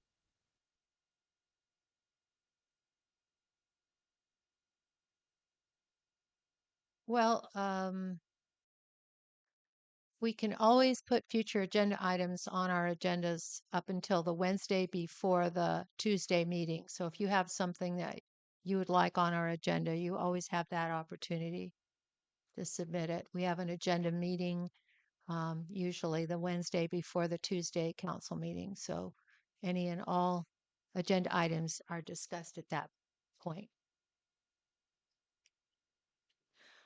Okay, is there any other public comment? Right. Oh, I'm sorry. Well, we do have somebody. Sandy wanted to talk, and I. Oh. Mhm. You dropped a Thank you, card. Phil. So where do I start? Well, we're not in We're closed not in session. closed session. We're not, yeah, we're not in closed That's session just yet. public comment. This is on Yeah. item 12, public comment concerning closed session. Okay. So Okay. So when you say closed session, whatever. I have not called for the closed session yet. What that means is that everybody will leave, the audience will leave. It's private Okay. conversation. So I wait till then. Yes, I Yes, think All right. we please. probably should. Yes, please. Part of closed session. Well, I understand that part, but So if you want to give a comment right now on the closed session items, you can, but then council will go for closed session. isn't the PowerPoint on that closed session? It's I haven't read it, so I don't know for certain. Well, it's not stated whether the power plant is going to be discussed or not. But I just want to discuss, what's being done out there as far as the demo work of it. I would defer to the attorney. What is your feeling about? I mean, I've reached out to both of you on this and didn't get a response back. I think I have a response on that about that at this point. He can just make a public comment and then we just won't respond to it. And we can connect with you offline. I mean, I've waited for that for both of you and I didn't get a response. So is that actually going to happen? We have a process we're going through. Well, I know you're going through a process, but that's your process. Sure. Right. But that's leaving everyone else out of it. What was the process? Leaving everyone out. Their process. The process is that when we have closed session, we cannot discuss things in open session. So I'm unclear as to what your comment is going to be since I have not heard it. And that's why I deferred to the attorney about it. But I'm assuming that you can make a public comment, but we cannot I just have respond to it. information here on the demo work that I don't think everyone's aware of. And I think if everyone was aware of what was actually happening, there would be a change in decision on that. We're narrowing it down just to Amanda and to Ryan Plotz. Yeah, this is your time to make a comment. You've got 3 minutes, and then we'll move on. Thank you. I mean, I'd like to have some kind of discussion at some point that we have been working on this for probably close to 10 months on doing the demo work. We were prepared to start doing demo here last May. The fact that you've taken the property over, the property does belong to David O'Neill. I do have several people lined up for purchase of equipment. We would do the full demo on that property. The budget is a little bit tight, but it's something that we can do in completion. But you're going through your process. You never allowed us to do ours. That's it. Thank you for your comment. Is there any other public comment? I see a hand up. No? Oh, she's just waving. Oh, okay. All All right. right. Um, Adjourning we to closed need, session. we need a motion and a second and a vote to go into closed session. Motion. Uh, the motion made by Angela Shull is to go into closed session per conference with real property negotiators, property portion of APN numbers 312-1311037-000. Seconded by Christopher Edgar. Any further discussion from council? Can we go into closed session while there's still people in the room? No, we're not going to. Oh, We're I voting was on it gonna and then We're they'll voting leave. on it right now. We vote in open session. Okay. Yeah. So, is there any Nope. input from public? We don't Back do to that after council? that. We're in closed session. Good. Thank you.